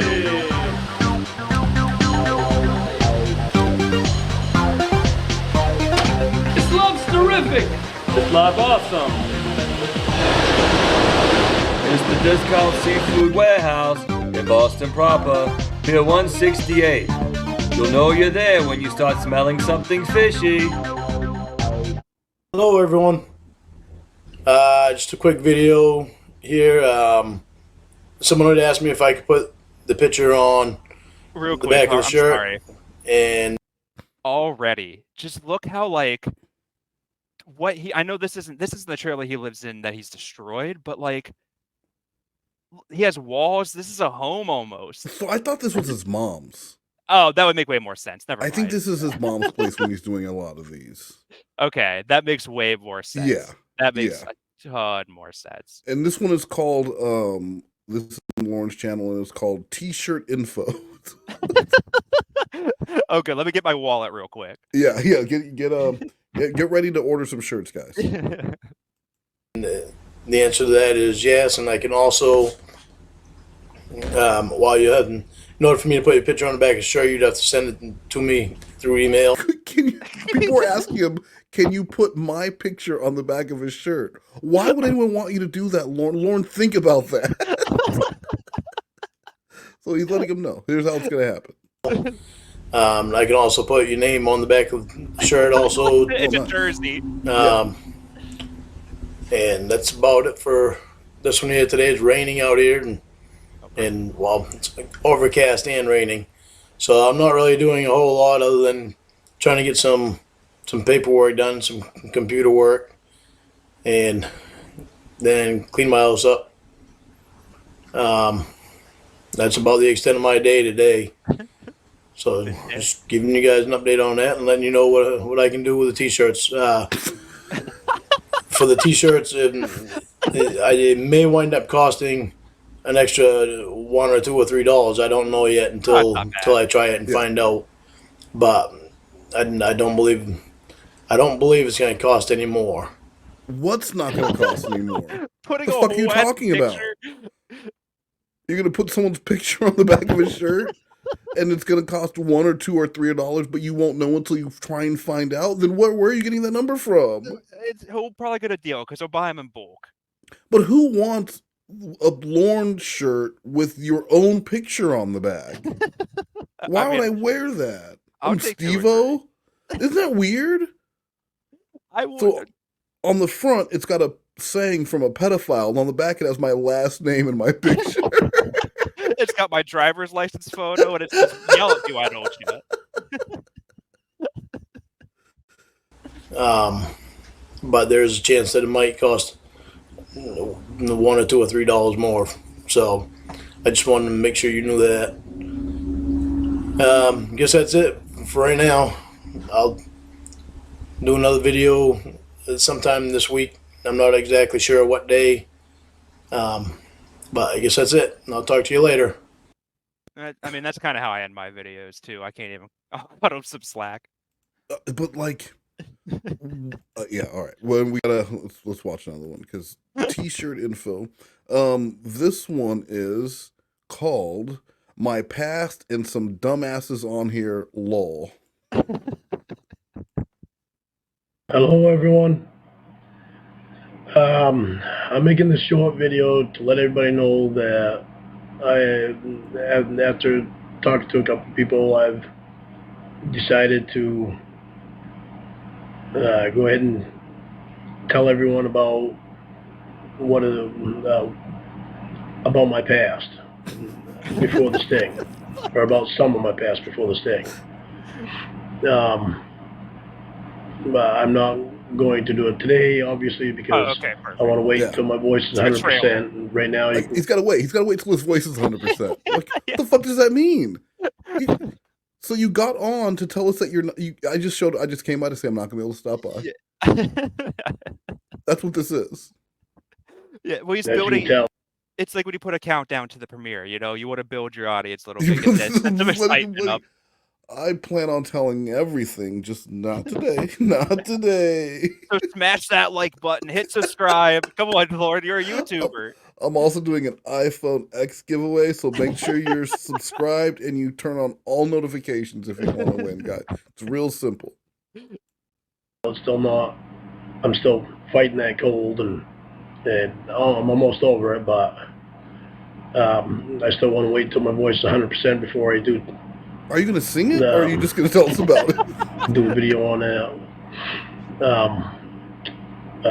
Also, I have a message for those of you that... What was that? Just hits one of those little, like, tooting whistles. Just, like, make sure he's hitting a perfect F, and then... When I sing, I sound like this. When I sing, I sound like this. Yeah, I'm not there, guys. Not today. Sorry.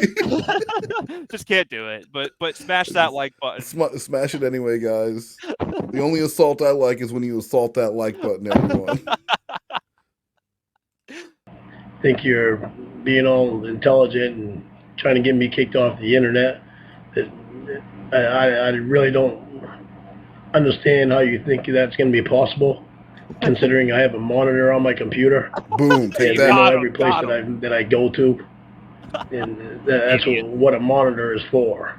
Boom. So for those of you that are not intelligent enough to figure that out, don't bother trying to get me kicked off. You can't do it. For you idiots that never had the state monitor you, okay? Yeah. Okay. Let me explain how it works. Dumbasses. And just so you know, you can't get me kicked off the internet, but in a little bit, probation's gonna do it for you. Yeah, I'll now do what? it myself. Now right? what?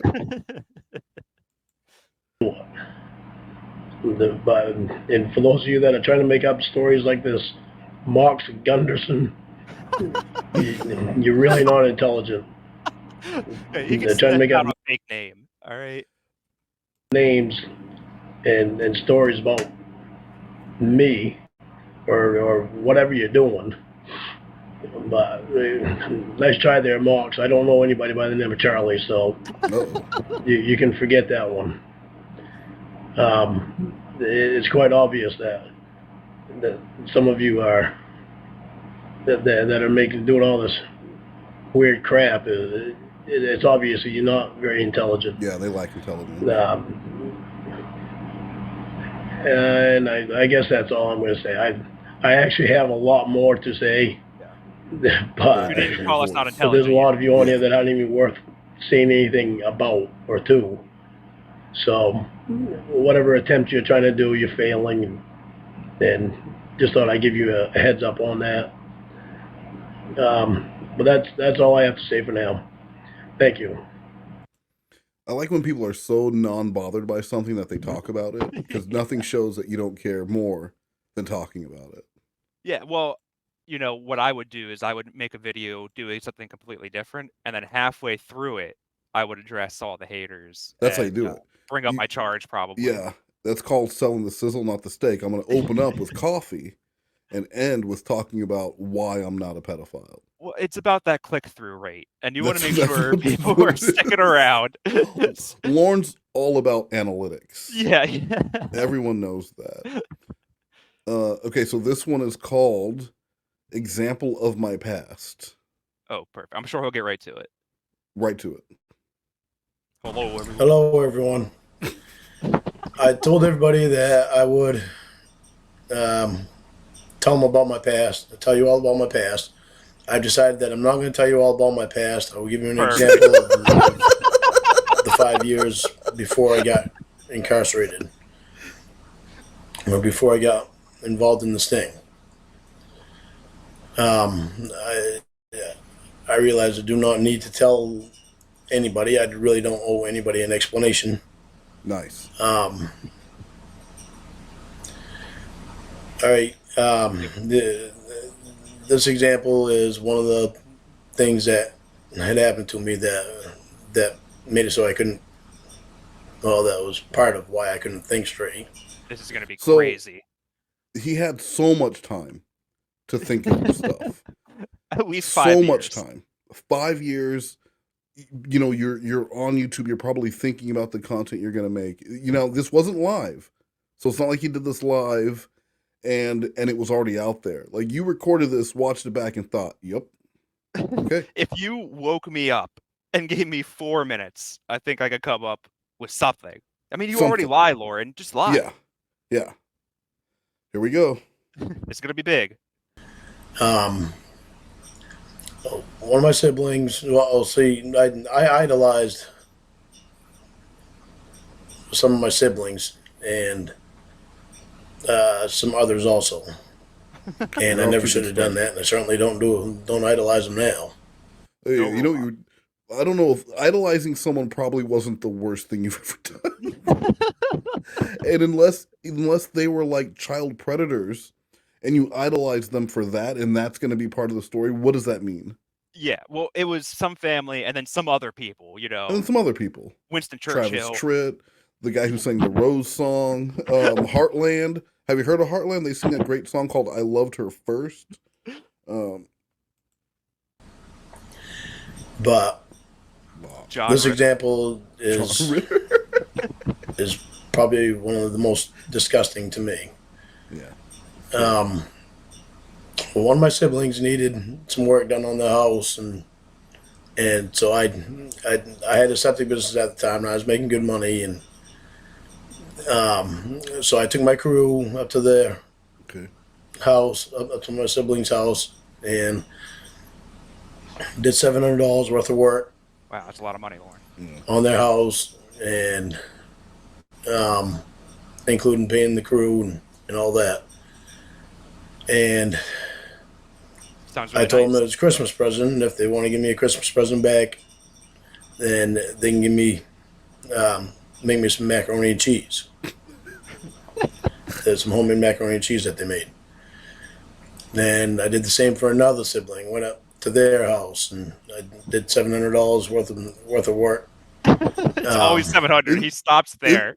Right? Isn't that Not crazy $1 that he managed to do $700 worth of work at both houses?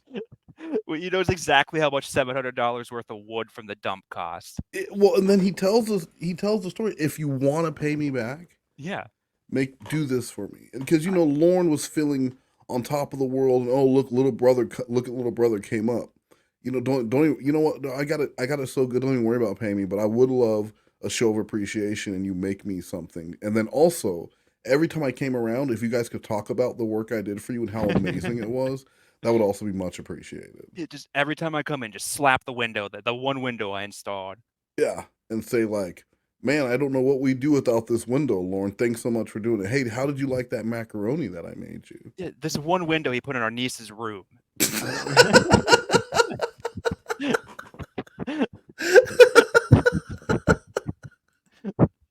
Including paying for my crew and even using some of the materials that I had and all that.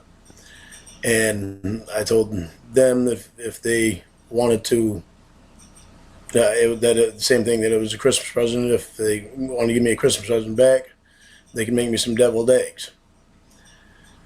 And then another sibling, I gave $425 to for heating oil, and told them that if they want to give me it was a Christmas present, if they want to give me a Christmas present back. All right, so Lauren just broke it down. If you wonder what the cost is to turn an honest man into a pedo, it's $1,825. I did the math too. Okay. That's all it takes, just under $2,000. There is a thin line between law-abiding man and pedophile, and that line consists of $1,825. Yeah. If you're willing to commit grand theft, you're willing to touch a kid. I think that's it. That's it. There is no difference. Take any bank robber, put him in a middle school, that man will commit that crime. Grand Theft Auto They 6. can make- I don't know what my kids are playing. Grand Theft Auto 6, the Lorne edition. Grand Theft Auto 6, Cornville. Here's your mission. Spend a month grooming a child. Not the side mission is just knocking down the teardown house. You get a little extra money. Super slow. You can only do it an hour a day, then you have to get drunk. You just keep dragging shit back to your own place to put it together. Some of their homemade meatballs. And I never saw the meatballs. Boom. I never saw the deviled eggs. Boom. And I never saw the macaroni and cheese. Congratulations, until you the made a following pedophile. year. Wow. I mean, Yeah. My sibling came down. Less. Yeah. For Wow. I mean, Lauren, I'm just guessing you probably didn't need any of those foods. You're probably fine without them. That's probably what they were doing you a favor not making them for you. You're like, listen to that diet. He wanted Swedish meatballs, macaroni and cheese, and deviled eggs. Yeah. And he was going to eat them all at once with a bunch of beer and then just leave ass all over their house. Just farting up storms all over their house. They're going to sit in his fridge for months, just picking away at them. Some meatballs, some mac and cheese, and some deviled eggs. And this is what this man got on here and made a video about. These are the ways that he was so taken in, and he couldn't do this the other day because his voice wasn't quite right. Yeah. Well, he hasn't, his voice hasn't cracked once. I think we deserve the best version of Lauren. That's true. Yeah.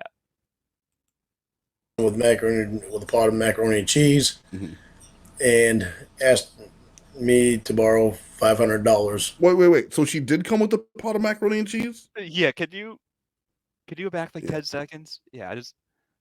Kind of. Let's see. Okay. Maybe. Sorry. Asked me to borrow $500. No, didn't go back at all. All right, here we go. My sibling came down with a pot of macaroni and cheese. So you got the mac and cheese. He got the mac and cheese. He got the mac and cheese. But Why she did I didn't want forget another. that? That mac and cheese did cost him another $500. So we are over $2,000 now. The mac and cheese was a deposit on. So stop talking about the $700 worth of work because you were paid for that. Well, she wanted the crock pot back. She did want her crock pot, but the man got the mac and cheese. So really, we're talking about Swedish meatballs and deviled eggs that he's out. Dude, oh wow. So like really it could be any one of us.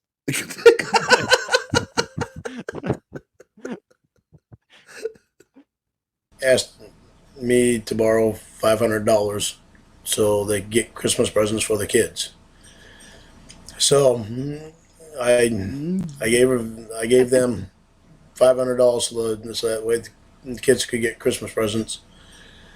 And I told her the same thing, just make me another thing of macaroni and cheese. And how good is this macaroni and cheese? More mac and cheese? How good is this macaroni and cheese that you did $700 worth of work and then gave her $500? So for 2 crock pots of macaroni and cheese, you were paying $1,200? Crock pot? You're not even gonna get like a crust? Lauren, have you been to Marie Callender's? Well, it's Betty's money, so I mean, who really? That's true. Yeah. This is why Lorne can't run a business, because he wants to be Mr. Big Shot. He wants to hire his buddies and pay them to do nothing. He wants to get his family involved so he can be the big show off. He wants to be out here making it rain on his family, and then when there's nothing left, he gets mad at them for not appreciating him enough when he did have money. You're gonna feel pretty dumb when mac and cheese is currency one day. Well, yeah, when we get to that point where toilets and mac and cheese are currency, I'll feel like a real dumbass. Yeah, because he's hoarding all of it. To this day, I've never seen the macaroni and cheese. And I told them don't make it take a year. Well, they didn't make it take a year because they still haven't gotten it, so it's been way over a year. Yo, so you put a timeline timeline on it? Don't want the macaroni and cheese now anyway. He's over it. But that there is an example of. Those are fine examples. How I was treated for 5 years by. So why is this his examples of how he was mistreated and not the alleged sexual abuse by his brothers? Literally, well, that's coming after. He wanted to hit you with the bombshell stuff first. The bomb, yeah. So I want to soften. I'm going to soften the ground for you. Yeah. You won't believe this. You want people to, you want to get some sympathy or to get people to understand why. And if you were to say, look, I was abused as a child, and so the line between, if he was going to try and pull that, but instead, this man talks about $2,300 worth of food that he was expecting to get. That he was expecting to get. He did get one vat of mac and cheese. That was delivered. And then it was so good he gave her another $500 as payment towards another vat of mac and cheese. Yeah, I don't know what the debate is. Yeah, I know you said alleged. I don't think that happened. I don't think it happened either. Yeah, I don't think it happened either. That up. I think I think if it had happened, he would have used it for sympathy either at the Sting House during that interrogation or here. Yeah, and I think he genuinely tried to think back on his life before he made this video and think of like, what bad has happened in my life that I can blame this on? And he's lived a pretty sheltered life, it feels like, because that's the worst he can come up with is mac and cheese. I mean, he was in the military. I know he didn't do anything, but like, there's so many different areas of reason he could have came up with. Just not in the air. The Air Force is so different. Like, you are very coddled in the Air Force, and I know that from experience. Mm-hmm. Lorne, all of his life, he was in the military where they were taken care of. Then he was living around or with family where someone was helping to take care of him. The only time he was on his own was that 6 weeks in bowling, the 6 weeks in Nashville. And that's all it took to make him a star. But yeah, no, I do. I feel like he was digging deep trying to figure out what could he say? What could he say about his family? And this was the most that he could think of, that he got taken advantage of when he had money. But this isn't you being taken advantage of. This is you offering people amazing deals and giving them the option to pay you back if they want to. And he also doesn't tell us where in that timeline. How do we know that mac and cheese thing didn't happen like right before he ended up? Because this is when he would have had money when he was doing his business. He had to leave. He had to leave Cornville not long after that. Then he was in prison. So does he expect the mac and was he expecting the mac and cheese to have gained interest while he was in prison, and now they owe him 3 mac and cheeses? Yeah, or 4 Swedish meatballs. Yes, and he was probably expecting some sort of the same homecoming style meal he talks about in Taking Abroad for Aaron. Yeah, he was probably expecting that kind of homecoming for himself when he came home. He was probably expecting like the welcome wagon to pick him up from the prison and like things would just go back to normal. Yeah, because none of the family believes Lorne can be that kind of predator, right? So they would all get together and have like a big welcome home, and there'd be blueberry pie and meatball. Everyone that they like, all the things they had promised they were going to make for him, they would all be there. Dale's back. Like, I'm gonna play catch with you, Lauren. We're finally gonna do it, son. He calls him son. He's like, I could never tell you this when you were a boy, but I love you, son. And the music swells.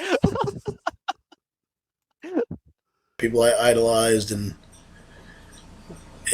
loved and you know, and I still love them because they're my siblings. But I will never let them get close to me again. And good thinking. And I certainly will never. You'll never screw up again, Lauren. Do anything for them in that manner. They made you a pedophile. I wouldn't either. But that there is. He knows he can't ask you for $500 anymore, Lauren. An example of 5 years worth of treatment, same type of treatment. And it was being the youngest in the family. It hurt me quite a bit, and that's why. Yeah, the youngest is usually the Betty's one job that gets the most attention and like taken care of the most hand-me-downs. Bro, I was the youngest, and like so. Also, it's much easier on the youngest. Right, because if parents are going to be strict, or they're like real over, like they're helicoptering, it's over the first kid because they've never had one before. By the time, like, you know, I have 2 brothers, right? So like I got it the easiest. Yeah, I would stay out late, like I would break little rules here and there, and I didn't get in trouble like they would have. And of course, they recognized that and they hated it. Yeah, like it's not like the youngest isn't like, oh yeah, you're the youngest, you get treated like shit. Not in this culture. I know in other cultures it's like that, but not in this culture. No, Lauren was definitely coddled. I mean, I know we just said that, but like, yeah, using the "I was the youngest" is not an excuse in this situation at all. But what he's saying is, I was the youngest, so I looked up to them, and they let me down. So true. Well, and Dale did leave when he was 30, so I mean, that's gonna break anyone's heart. I remember when Dale left when I turned 30. Yeah, Dale's done it to all of us. We've all had a Dale leave when we were 30. Such a tough time. And marry our brother's ex-wife. Like it's a story as old as time itself.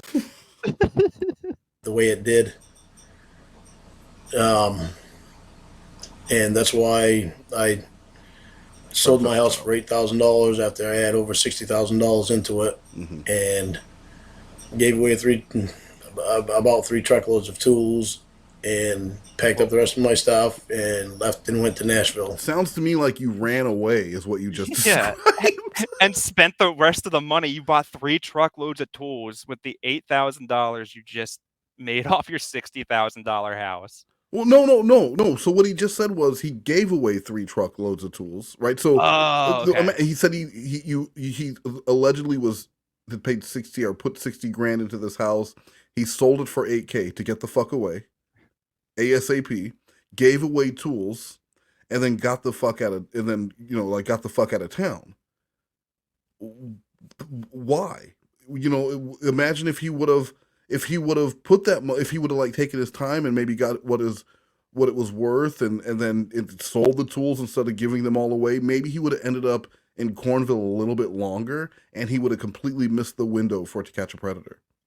Yeah, it's so many, like, it's like Doctor Strange seeing like a billion different combinations of how it all works out, and I still feel like Lauren ends up at that house Yeah, somewhere. I think even with Doctor Strange, there's a billion different combinations, but in every one of them, Lorne ends up in that chair on his 37th birthday. No matter what, he's just twisting his head and moving in like fast motion, and all he hears is, "Oh, my butt's getting warm." My butt's getting warm. 37 today. Drove all the way from Maine. Drove all the way from, he doesn't even know what led him there. He just knows. Because I couldn't take it anymore. I just had to get away from freedom, being used like I was. Yeah. And that right there led up to the reason why I couldn't think straight when I got involved with the sting. So, but that there is all I'm going to say about it. That's it. Yeah.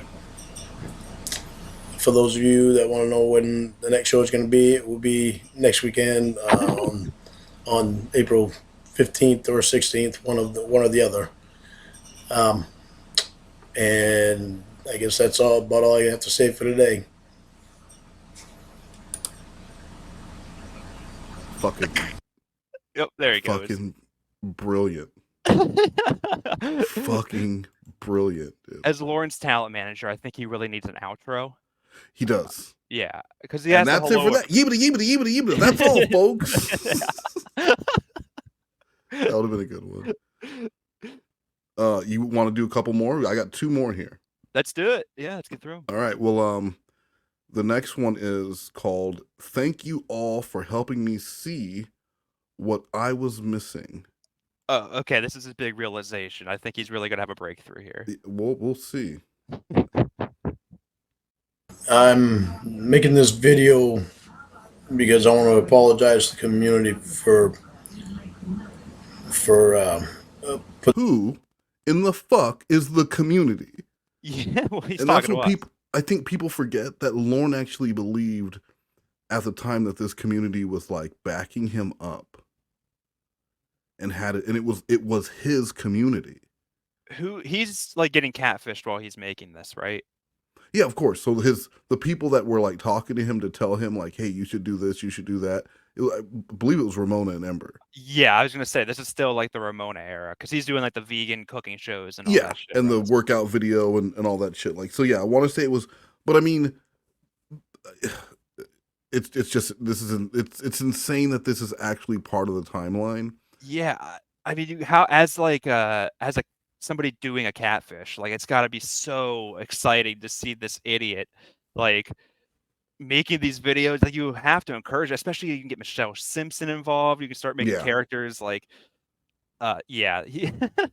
Well, just the fact that he was on YouTube at all, interacting with people and like fighting with trolls and naming trolls in the videos. Like there's a video where he calls Nathaniel a fart in the wind. The videos up and things. It's I get a little off course of things when I was reading all the bad comments and stuff towards me, and it made me get defensive and Lauren, are you crying? It made me want to point out things about perverted justice in NBC, and that really made me get off course because how great of a time would that have been to know that you could go to Lauren's channel, you could talk shit to him, and there's a chance he might argue with you in the comments. Oh my, that's just imagine. Like I missed that era. I wasn't here for that, but could you imagine that? I don't even think it would be one of those things where like I feel like I wouldn't even be able to wield the responsibility. It would be like trying to pull a sword from the stone, and I know that I'm not the chosen one. It's like, so after the EDP thing happened, right after he got busted, Steve Asarch, like a lot of the people that I know were trying to get a hold of him. I contact him for an interview with Hansen, and I'm the only person he replied to because he wanted $19,000. Bro, he said he went back and forth. And finally he said he would do it. First he wanted to see the questions. I told him I couldn't do that. And then he said, okay, I'll do it because I want to get my story out there. And I was like, I'll do it. I was so excited. Then he messaged me back. He's like, I'm gonna need a little money.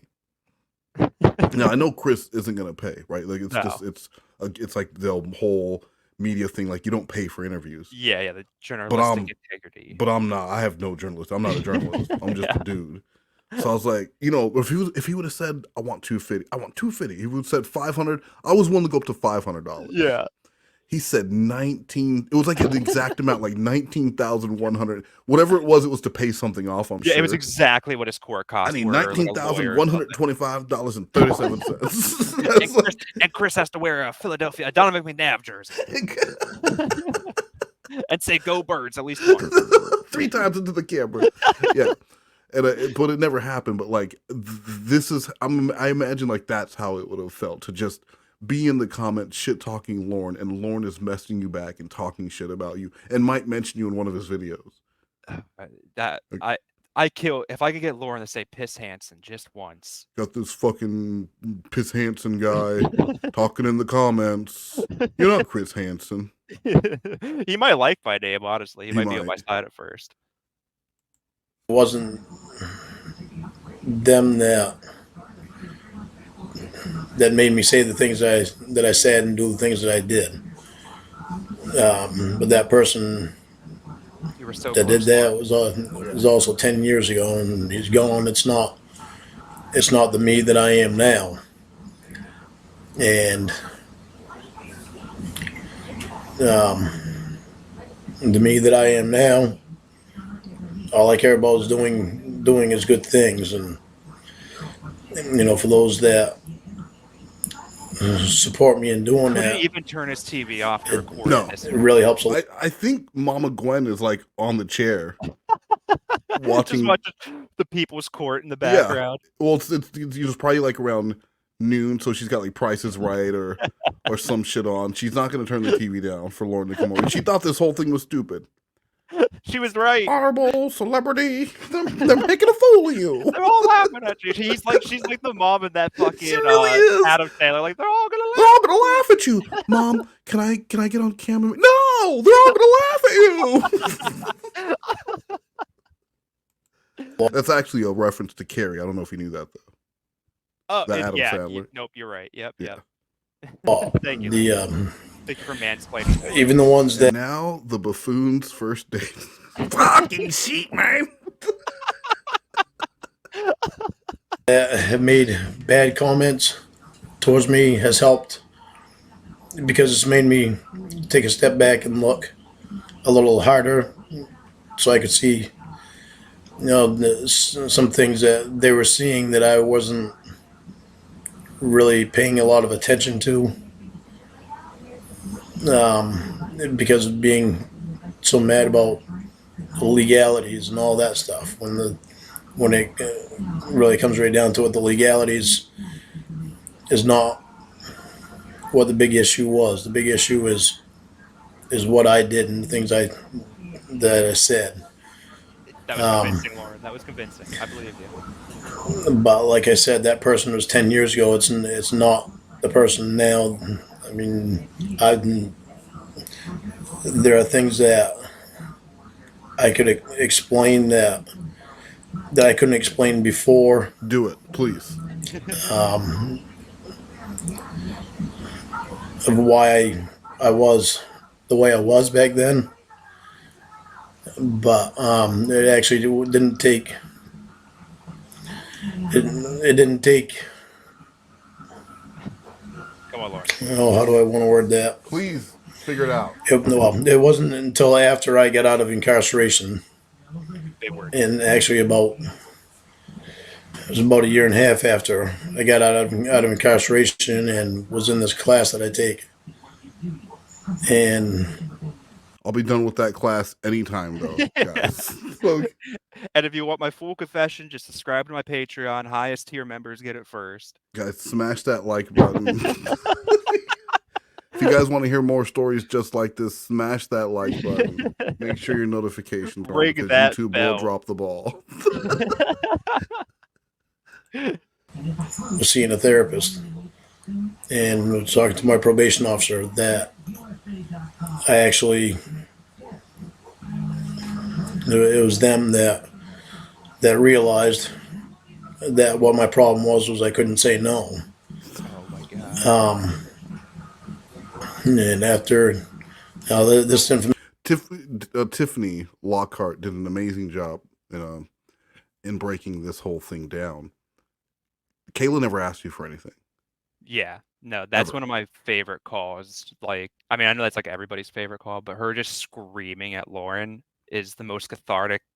like, I said like, oh my God, when he says that, because that's like, of all the stupid shit Lauren says, when he says, I never even meant to do it. Like, Yeah. that makes me so angry. More than biscuit talk, more than all of it. I never even meant to do it. Like, you did so much to get there. You talked for a month. Yeah. like, yeah, it wasn't like a thing of convenience where if she was around, he would like get on and try and get his jollies from talking to a child. This was someone he considered his future, a girlfriend.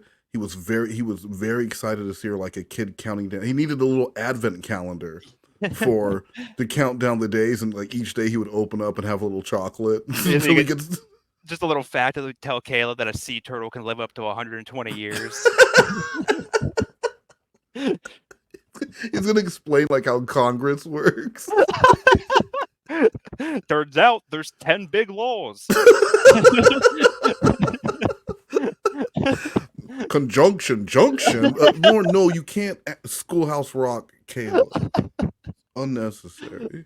But one last thought of that, because it just makes me so mad. But like, even not that the takedown predators, like, they're still predators, fuck them all. But a lot of them are like opportunists. You know, they get onto an app, they're trying to get like a prostitute, and they're like, oh, she says she's 15, fuck it, like it's a quickie, and they get arrested. I would almost accept that I didn't even mean to do it argument a little bit, like 1%. From one of those guys. But this, like, I don't know. Go on. The amount of work and effort that he put into grooming this child, and the amount of expertise he had in it. Yeah, delete your archives. We have to break up. We can only do this over the phone. And Lorne doesn't know shit about computers, but he knew the exact steps to delete archives. I'm being serious. Like, he couldn't, HTML, baby. He couldn't walk you through. He could barely turn the thing on. I'm sure he didn't know how to use like Microsoft Word, but he knew exactly how she needed to delete her archives. Yeah, just the creepy stuff. Yeah, just the stuff that's going to keep me able to talk to you without parental intervention. How to Be a Predator Online for Dummies is the only book you read. That I really don't have to tell any of you. But I think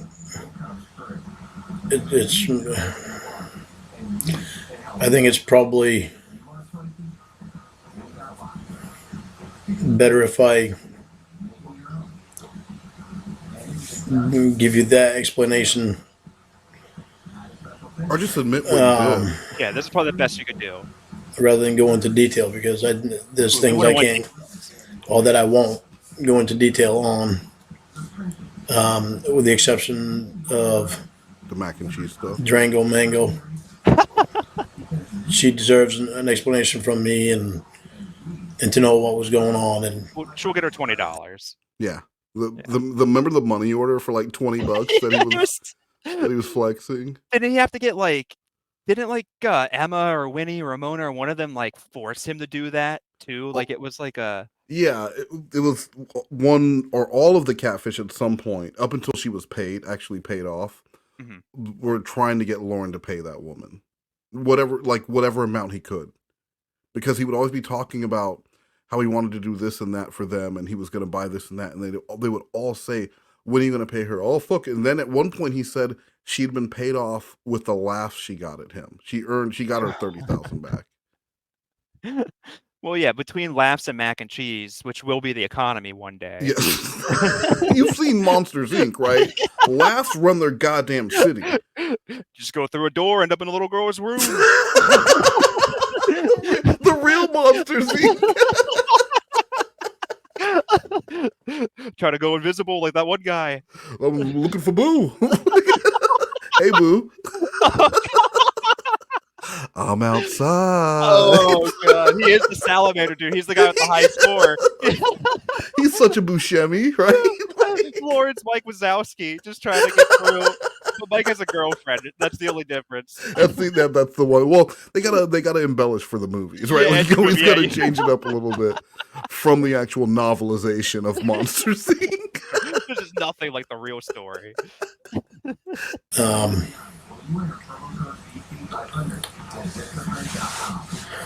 Oh, let me think. For all of you that want to support me, and I really appreciate the support. No, you're welcome. It really means a lot to me, and good. It makes me want to strive to do better and to be better, and he is. He has. Only going up. And to do whatever I can that's good. And that was the whole purpose of me going to prison. Donating 50% of the net profits from my book. All $3. Yeah.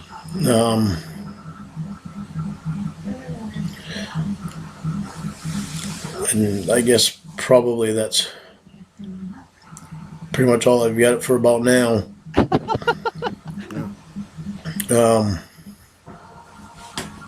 I know there's probably other areas that I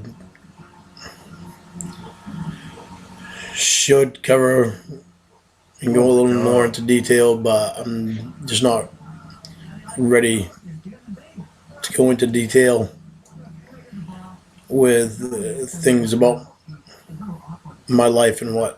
I gotta tell you, I really trust him the way he keeps looking around and not directly at the camera. It does make him more trustworthy. Fidgeting, stumbling over his words. Yeah, probably rubbing his leg in some self-soothing motion, like, you know. But yeah, I gotta say, he does look very believable. Yeah, Pat Sajak's about to be on the TV, so Mama Gwen's doing like the wrapping up motion in the background now. She does turn it up for the Price is Right. That is true.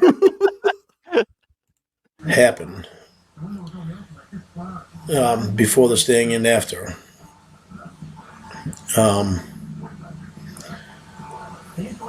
But since the class and my therapist and my probation officer have all helped me to figure out what my problem was with not being able to say no, they've been working on me with it, and I'm getting better at it. Right now. It's difficult when you want to do things for people to have to say no.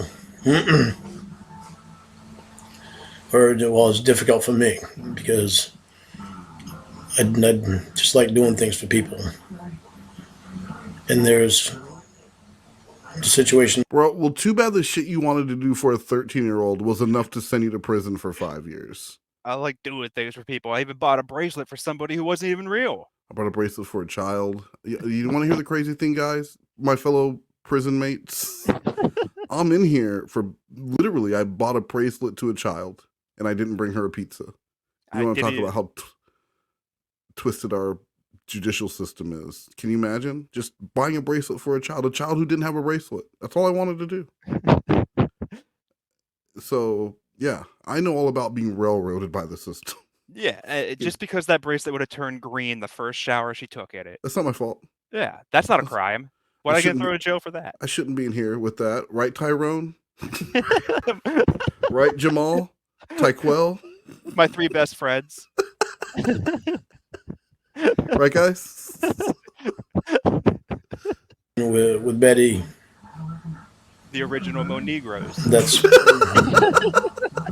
what happened was I couldn't say no. Yeah, you couldn't say no to yourself.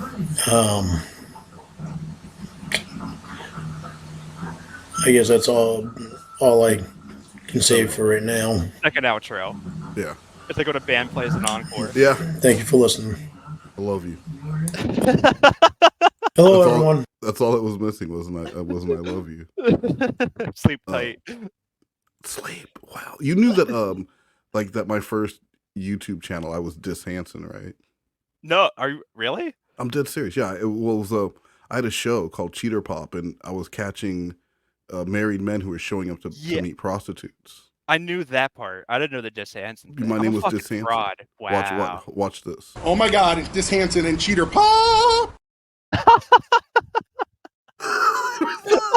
I would make them do public service, like little commercials for me. I told them I was cutting trailers, and that the girl in there, that's the girl I now have a 20-year restraining order. Yeah, against. yeah. So yeah, we'll do one more time with the Dis Hansen and Cheater Pop. Oh my God, it's Dis Hansen and Cheater Pop. I told them to Home Alone it.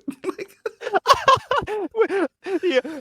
Oh my God. Yeah, I've still never done like any kind of commentary on those or like the full videos, but I got to at some point. Are the full videos anywhere? Or does Dis No, Hansen still exist? I've never. No, I got sued before I ever even got to launch the first video. I got sued, and so the channel never went up or anything. And oh shit. Yeah. And then the one time I mentioned using it, I was going to use them. The stalker girl messaging me out of the blue, like, "Oh, you don't even need to ask me, no, but you got paid. Like I paid you to do these." Yeah.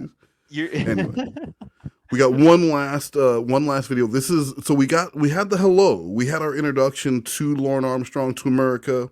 We had this is when Lorne went away, and I watched this video very early on in finding the Lorne stuff. Like I'd maybe heard one or two Ramona calls, and then I saw this, and I end up, if you don't know the story of Lorne, you actually could feel bad for him if you just only see this video. And we never heard from him again. Yeah, that was it. That was it for Lorne. Because it really does make you feel like they're bullying some guy who just served his time. Yeah, it does seem very pathetic. He served his time. He got out. He wanted to do YouTube to like as a hobby to kind of move on with his life, and these people won't leave him alone. That's kind of fucked up. That's the message you get if you only know that part. So this video is called what is it? Important Message. And it has like 200K views or something. Can't we all just get along? At the Red House Furniture, we can. At the Red House. I'm Richard, aka Big Head. I work at the Red House and I'm black. At the Red I like pumping iron and pumping furniture into people's homes. I'm Johnny, aka 10 Gauge. I work at the Red House and I'm white. I like deer hunting, bass fishing, and extending credit to all people. At the Red House. I'm black and I love the Red House. I'm white and I love the Red House. I'm a black woman and I love the Red House. I am white and the Red House is for me. At the Red House.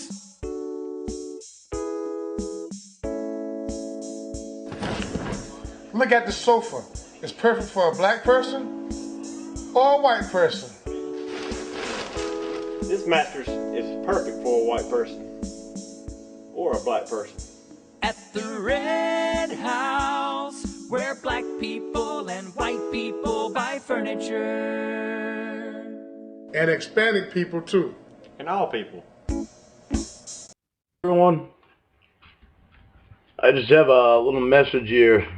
I actually have something that I want to read to everyone. Oh my God, he looks like he's been crying. And yeah, this is from Artsy Tiger. And this is what he says. Archie. You attempted to kidnap and rape a 13-year-old and you are selling autographed shirts of yourself. Oh, there you go. 5 years in prison. Hold on, pause it. I'm gonna take back. I'm gonna disagree with the statement you just made.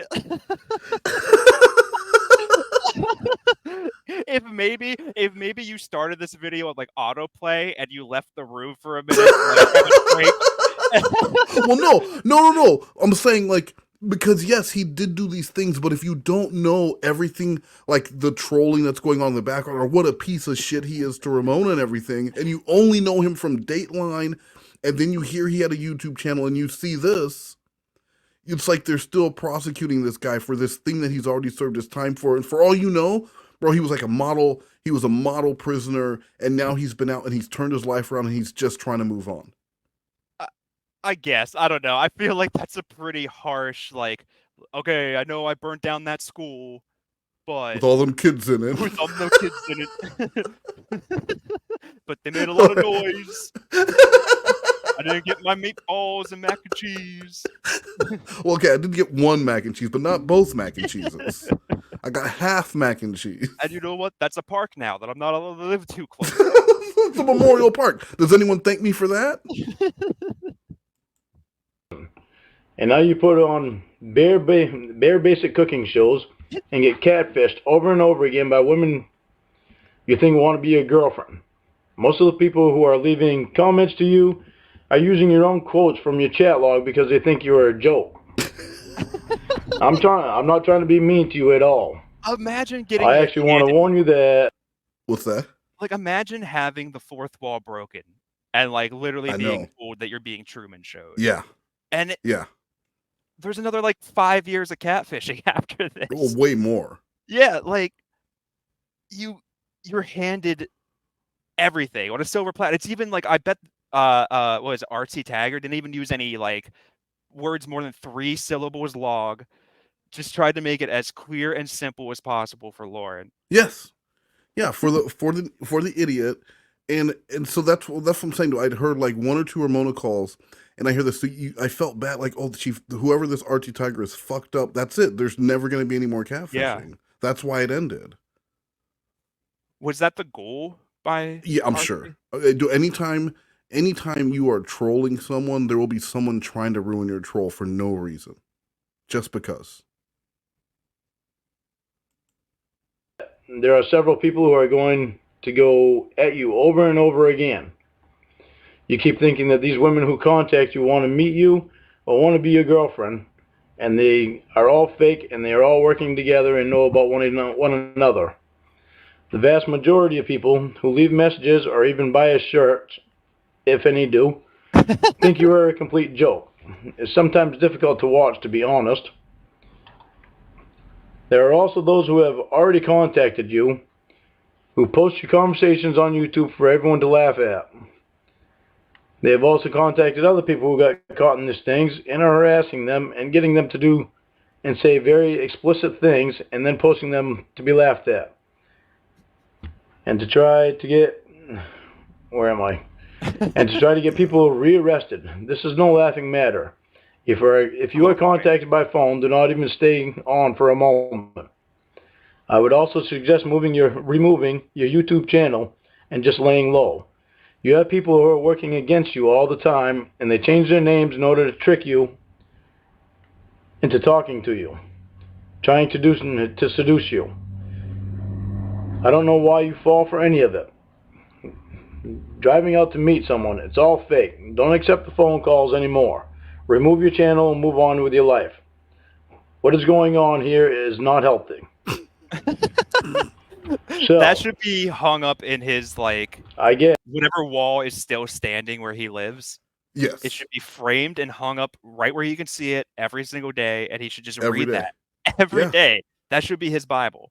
Yes, bro. Like it, for as fucked up as that was to do to someone's troll when you're obviously watching, you know what I mean? Like, you're no stranger to this, but for whatever reason you wanted to end it, this should have been it for Lorne. We never should have heard from him again.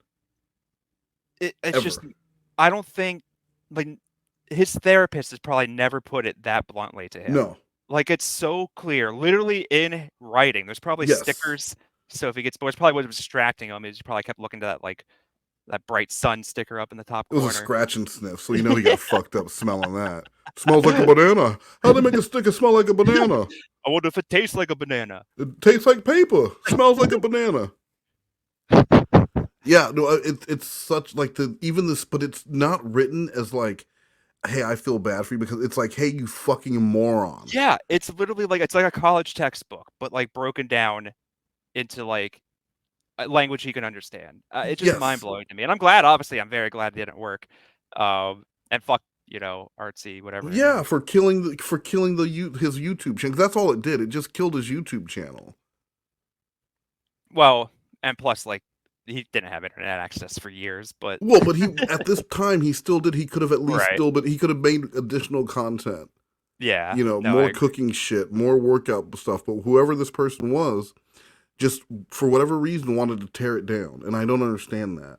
No, that'll never make sense to me. Why are you warning Predator? And it's not like, again, it's not like he was this nice guy now just trying to, he's a piece of shit. He's a drunk asshole. Yeah, and they even mentioned that they obviously have seen the content if they're like, well, then post in your calls. So, like, yeah, they're obviously just, I mean, they're pro Lauren, which is weird. It's, well, I don't know if I don't think it's pro Lorne. I just think it was just to watch it burn. Yeah. So they could be the one that was just like responsible for that. Yeah, and it's and they won't ever say anything. They won't ever take credit for it. But they, in their mind, they get to know that, look, I fucked this up. Ha ha ha. I'm a troll. I trolled the troll. Yes. My question to everybody in my, well, quote unquote community. My community. Is, should I be taking this person's advice and shutting down my YouTube channel, or do you guys like what I'm doing with the show and with my music and with the exercises and being able to communicate with everyone, or am I really just a joke to everybody? You're a joke. Because if I'm just a joke to everybody, then I'll just leave. Oh no. Oh. I mean, I didn't know the community existed for 3 years and it grew. So, you know, if I just leave, you guys are you guys just gonna go harass somebody else? No. Or are you gonna want me back? Or are you, you know, where am I fitting in here? You're still around. I'm actually asking these to the people that actually matter, not the trolls. Because the trolls really don't matter to me at all. I actually think the trolls are a joke, and I laugh at every stupid thing that they say. So, but I want to know, how much do you guys really want me around? Because, you know, I'm trying to get past. I'm trying to leave the past in the past, which was 10 years ago. You know, Let's keep bringing it up. If I can leave the past in the past, how come you guys aren't able to do that too? You know, if you want something to do with me, why aren't you wanting something to do with me, the person I am today, instead of the person that I was in the past? Bro, this is like going to a Journey concert and then Journey getting mad because you don't want to hear shit from their new album. You just want the hits. Yeah, Lauren, like, I know he just passed away, but if O.J. Simpson walked like in front of me, like, the first thing I'm thinking is, oh wow, it's that Twitter user. No, yeah, you're not thinking USC highlights, right? No. You're not thinking of his role in The Naked Gun. You're thinking. I'm thinking about all those yards he got with the Bills. Yeah, exactly. Yeah, I'm thinking of his little Buffaloes going to the Super Bowl song that he sang. That's what I'm thinking. I'm definitely not thinking of that awful thing he absolutely did. I want to rent a car. I want to fucking. I need to run through an air. Anytime I'm thinking of someone running through the airport and jumping over luggage, I'm definitely thinking of O.J. Simpson, not a murderer. No, because that was in the past. You know, I'm That's not in the worried about past. that anymore. If O.J. Simpson can forget about his past, why can't you? Just move on. The person in the past was messed up at the time. At the time. Yeah. That's not me today. So, you know, I'd like to hear everybody's opinion on this stuff. And also to let everybody know, I found out last night that Nathaniel is actually a woman. Nathaniel's name is actually Natalie.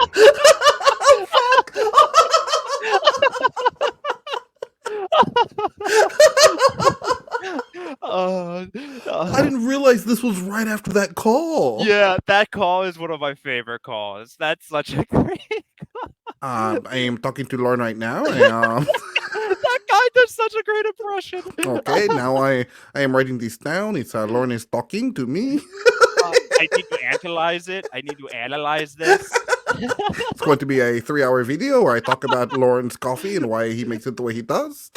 He just found out, bro. So this is but he just couldn't get away without the docs or like without unveiling some information about Nathanielette.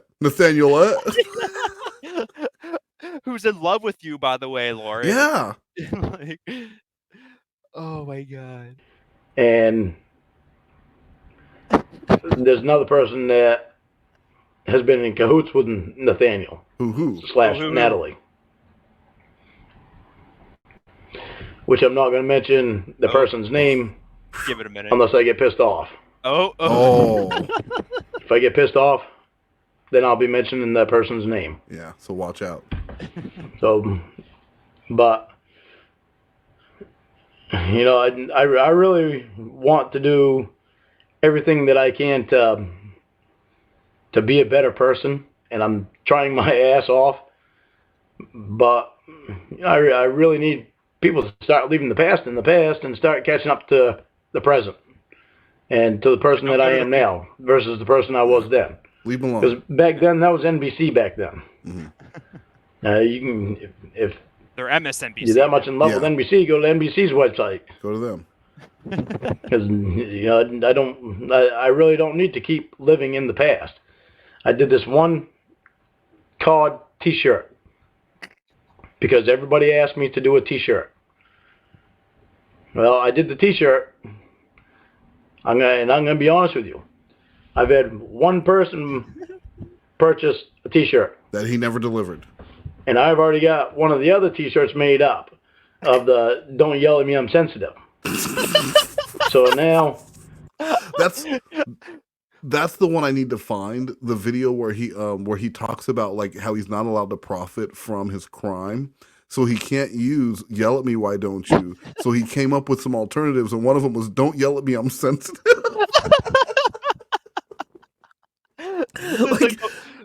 It's like the Warner Brothers shirts you buy at the indoor swap meet. Some SpongeBob smoking a joint. Who's Twatty Bird? Yeah, where it's got SpongeBob with some dreadlocks, and he's hugging onto a big-chested white broad, and it says, like, I don't know, SpongeBob Dare Pants. You're like, oh, yeah, I like that. I like that. Oh, I'm going to get my girlfriend the cut-off belly shirt that says, whatever, Louie.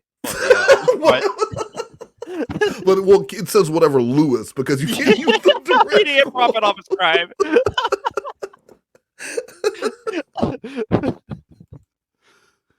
That one T-shirt of "Don't yell at me, I'm sensitive" will be given to the same person that bought this very first T-shirt, and that will be the only one made. And come Saturday, Lauren Armstrong. there won't be any more "COD Almighty" T-shirts either. I won't make them again. I won't make anything that says "COD" on it. Oh no! Because you know I'm wanting to live now in the present. I was just trying to give everybody something that they wanted. The fans. And so, you want to buy a T-shirt, you better catch up. And I have to tell you because somebody asked me before. I checked on the price of the pictures being on the back, and it costs double what it costs for just the one on the front. Oh no! It's not. It's not $1 or $2 or $3. It's gonna be double, huh? So they want the same amount of money to print on the front as on the back. That's weird. It's almost like that makes sense. But at least you didn't look into it before you started quoting prices. But again, I just question, why would anyone want their own face on a shirt? So, I mean, I figured that the price would only go up $1 or $2 or $3. Well, it didn't. It doubled, and it makes sense because it's two pictures on a picture on each side. So I guess it just makes sense. So it does make sense when you put it like that. You know, I really don't know what else to say. Just I love you all. I guess that's it. I really don't know what else to say. You know, if you guys want me around, help me. If you want me around and continue trying to be a better person, throw me a bone here. And I hope your minds are off sexual crap. Yeah, get your minds off sexual crap, guys. Talking, you know, help me out a little bit and support me away from the NBC crap. Because I'm doing everything I can to do what I can to make everybody on here happy. So that's all I got for now. I didn't read another chapter in my book last night because of circumstances, and I'm not going to read another one tonight because I'll let you know that I have class on Thursday night that I have to go to for. I'm almost done. Yeah, that'll be over soon. We can get back to Well, I don't need to go into detail. I have class that I have to go to on Thursday nights. So, but I guess that's about it for this message. I'll be watching the comments and reading them in the comment section. Thank you guys for listening. Wow. Wow, and we never heard from him again. And that was the final message from Lorne directly on YouTube. And then we really didn't get, like, I guess, like, the Zoom calls are probably the closest thing we get to, like, video of Lorne that's not just, like, in the wild. Like, Well, I mean, we had Ember going to. Oh no, I don't know when in the timeline. I think that was it was definitely yeah, after. that'd be was after when Winnie, Stan was there. Winnie and stuff. Yeah, so we do get video of him, but I mean directly from Lorne. You know, purposely put out by Lorne. Yeah, we nothing on his channel to a community that he believes supports him. This is when, like, who was like Jason Statham and like all those actors, Leah Remini, are like on his side, right? No. That was when he was in jail, and he's talking, and he's in jail. We know he's in jail, and all of a sudden, Ember puts up a live stream, and she's fucking talking to Lorne while he's in jail. And I was in the chat, and she was talking about people supporting him, and so I mentioned Leah Remini. And so that got thrown into the lore. Oh, that's awesome. That's and then someone else said like Kirstie Alley was also, even though Kirstie Alley and Leah Remini don't get along, they could come together to agree about Lorne being innocent. Oh, not since Kendrick bringing the Bloods and the Crips on the same stage. Yeah, basically, Ember did it first. So. And then real quick before we do go, I do have a sponsor that and this is someone that Lorne could have used. Lorne could have used these guys when he was first arrested, and I feel like if he would have made this call, if he would have looked towards Jesus, maybe he'd be in a different place right now. Who is the first person you call when you get in trouble? Jesus Christ, bail bonds. Jesus Christ, bail bonds. If you're locked up and afraid, bail out, bail out, bail out, bail out, bail out, bail out. Let God release you on a payment plan by calling me. I'm Bishop Barry of Jesus Christ Bail Bonds. 410-292-3029. You're locked up and afraid. Bail out, bail out, bail out, bail out, bail out, bail out. Jesus Christ Bail Bonds.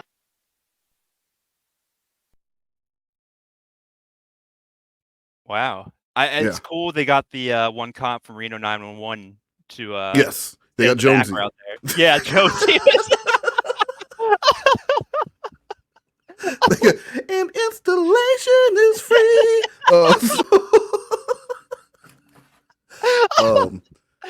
Guys, check out Piss Hansen's channel if you want more long-winded conversation about things that could be said in seconds. Watch my workout videos. I'm making a salad next week. You got a glass cutting board and a serrated knife just for you guys. All the prep on camera so we can hang out. Why get ready beforehand or edit that part out? I don't have to wash my hands. I already did that. Yeah, you washed them beforehand. We're just going to take your word for it.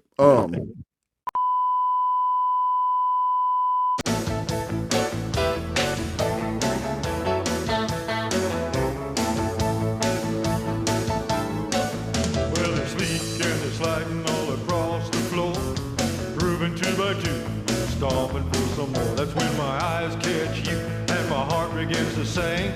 Oh, pretty baby, man, can you swing? My feet start to moving as they push me from my chair. My fingers start to snap and wanna run through your hair. I got to get to you, but I get pushed aside, 'cause everybody's doing the shimmy and the slide.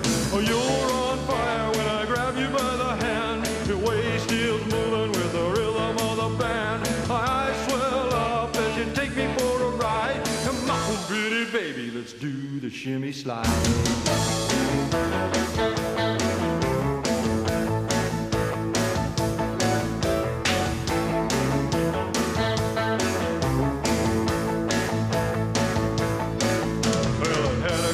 Beers and I'm feeling just right. I'm sweating all over 'cause your dress is so tight. Try to act cool, but you just won't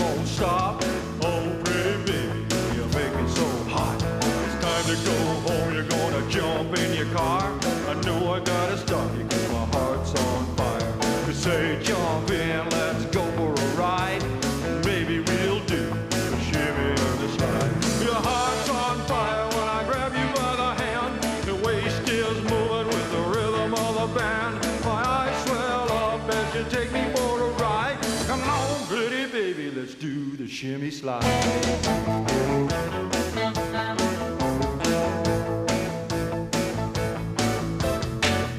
Would you look at this?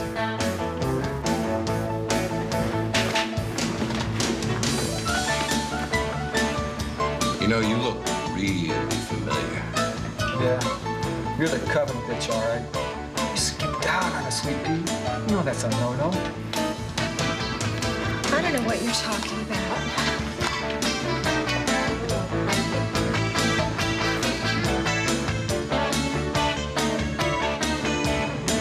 Woo! Let's do it again. Oh, you're on fire when I grab you by the hand.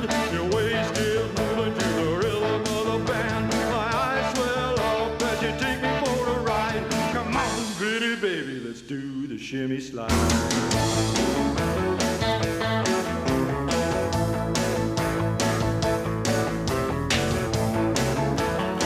Hot damn!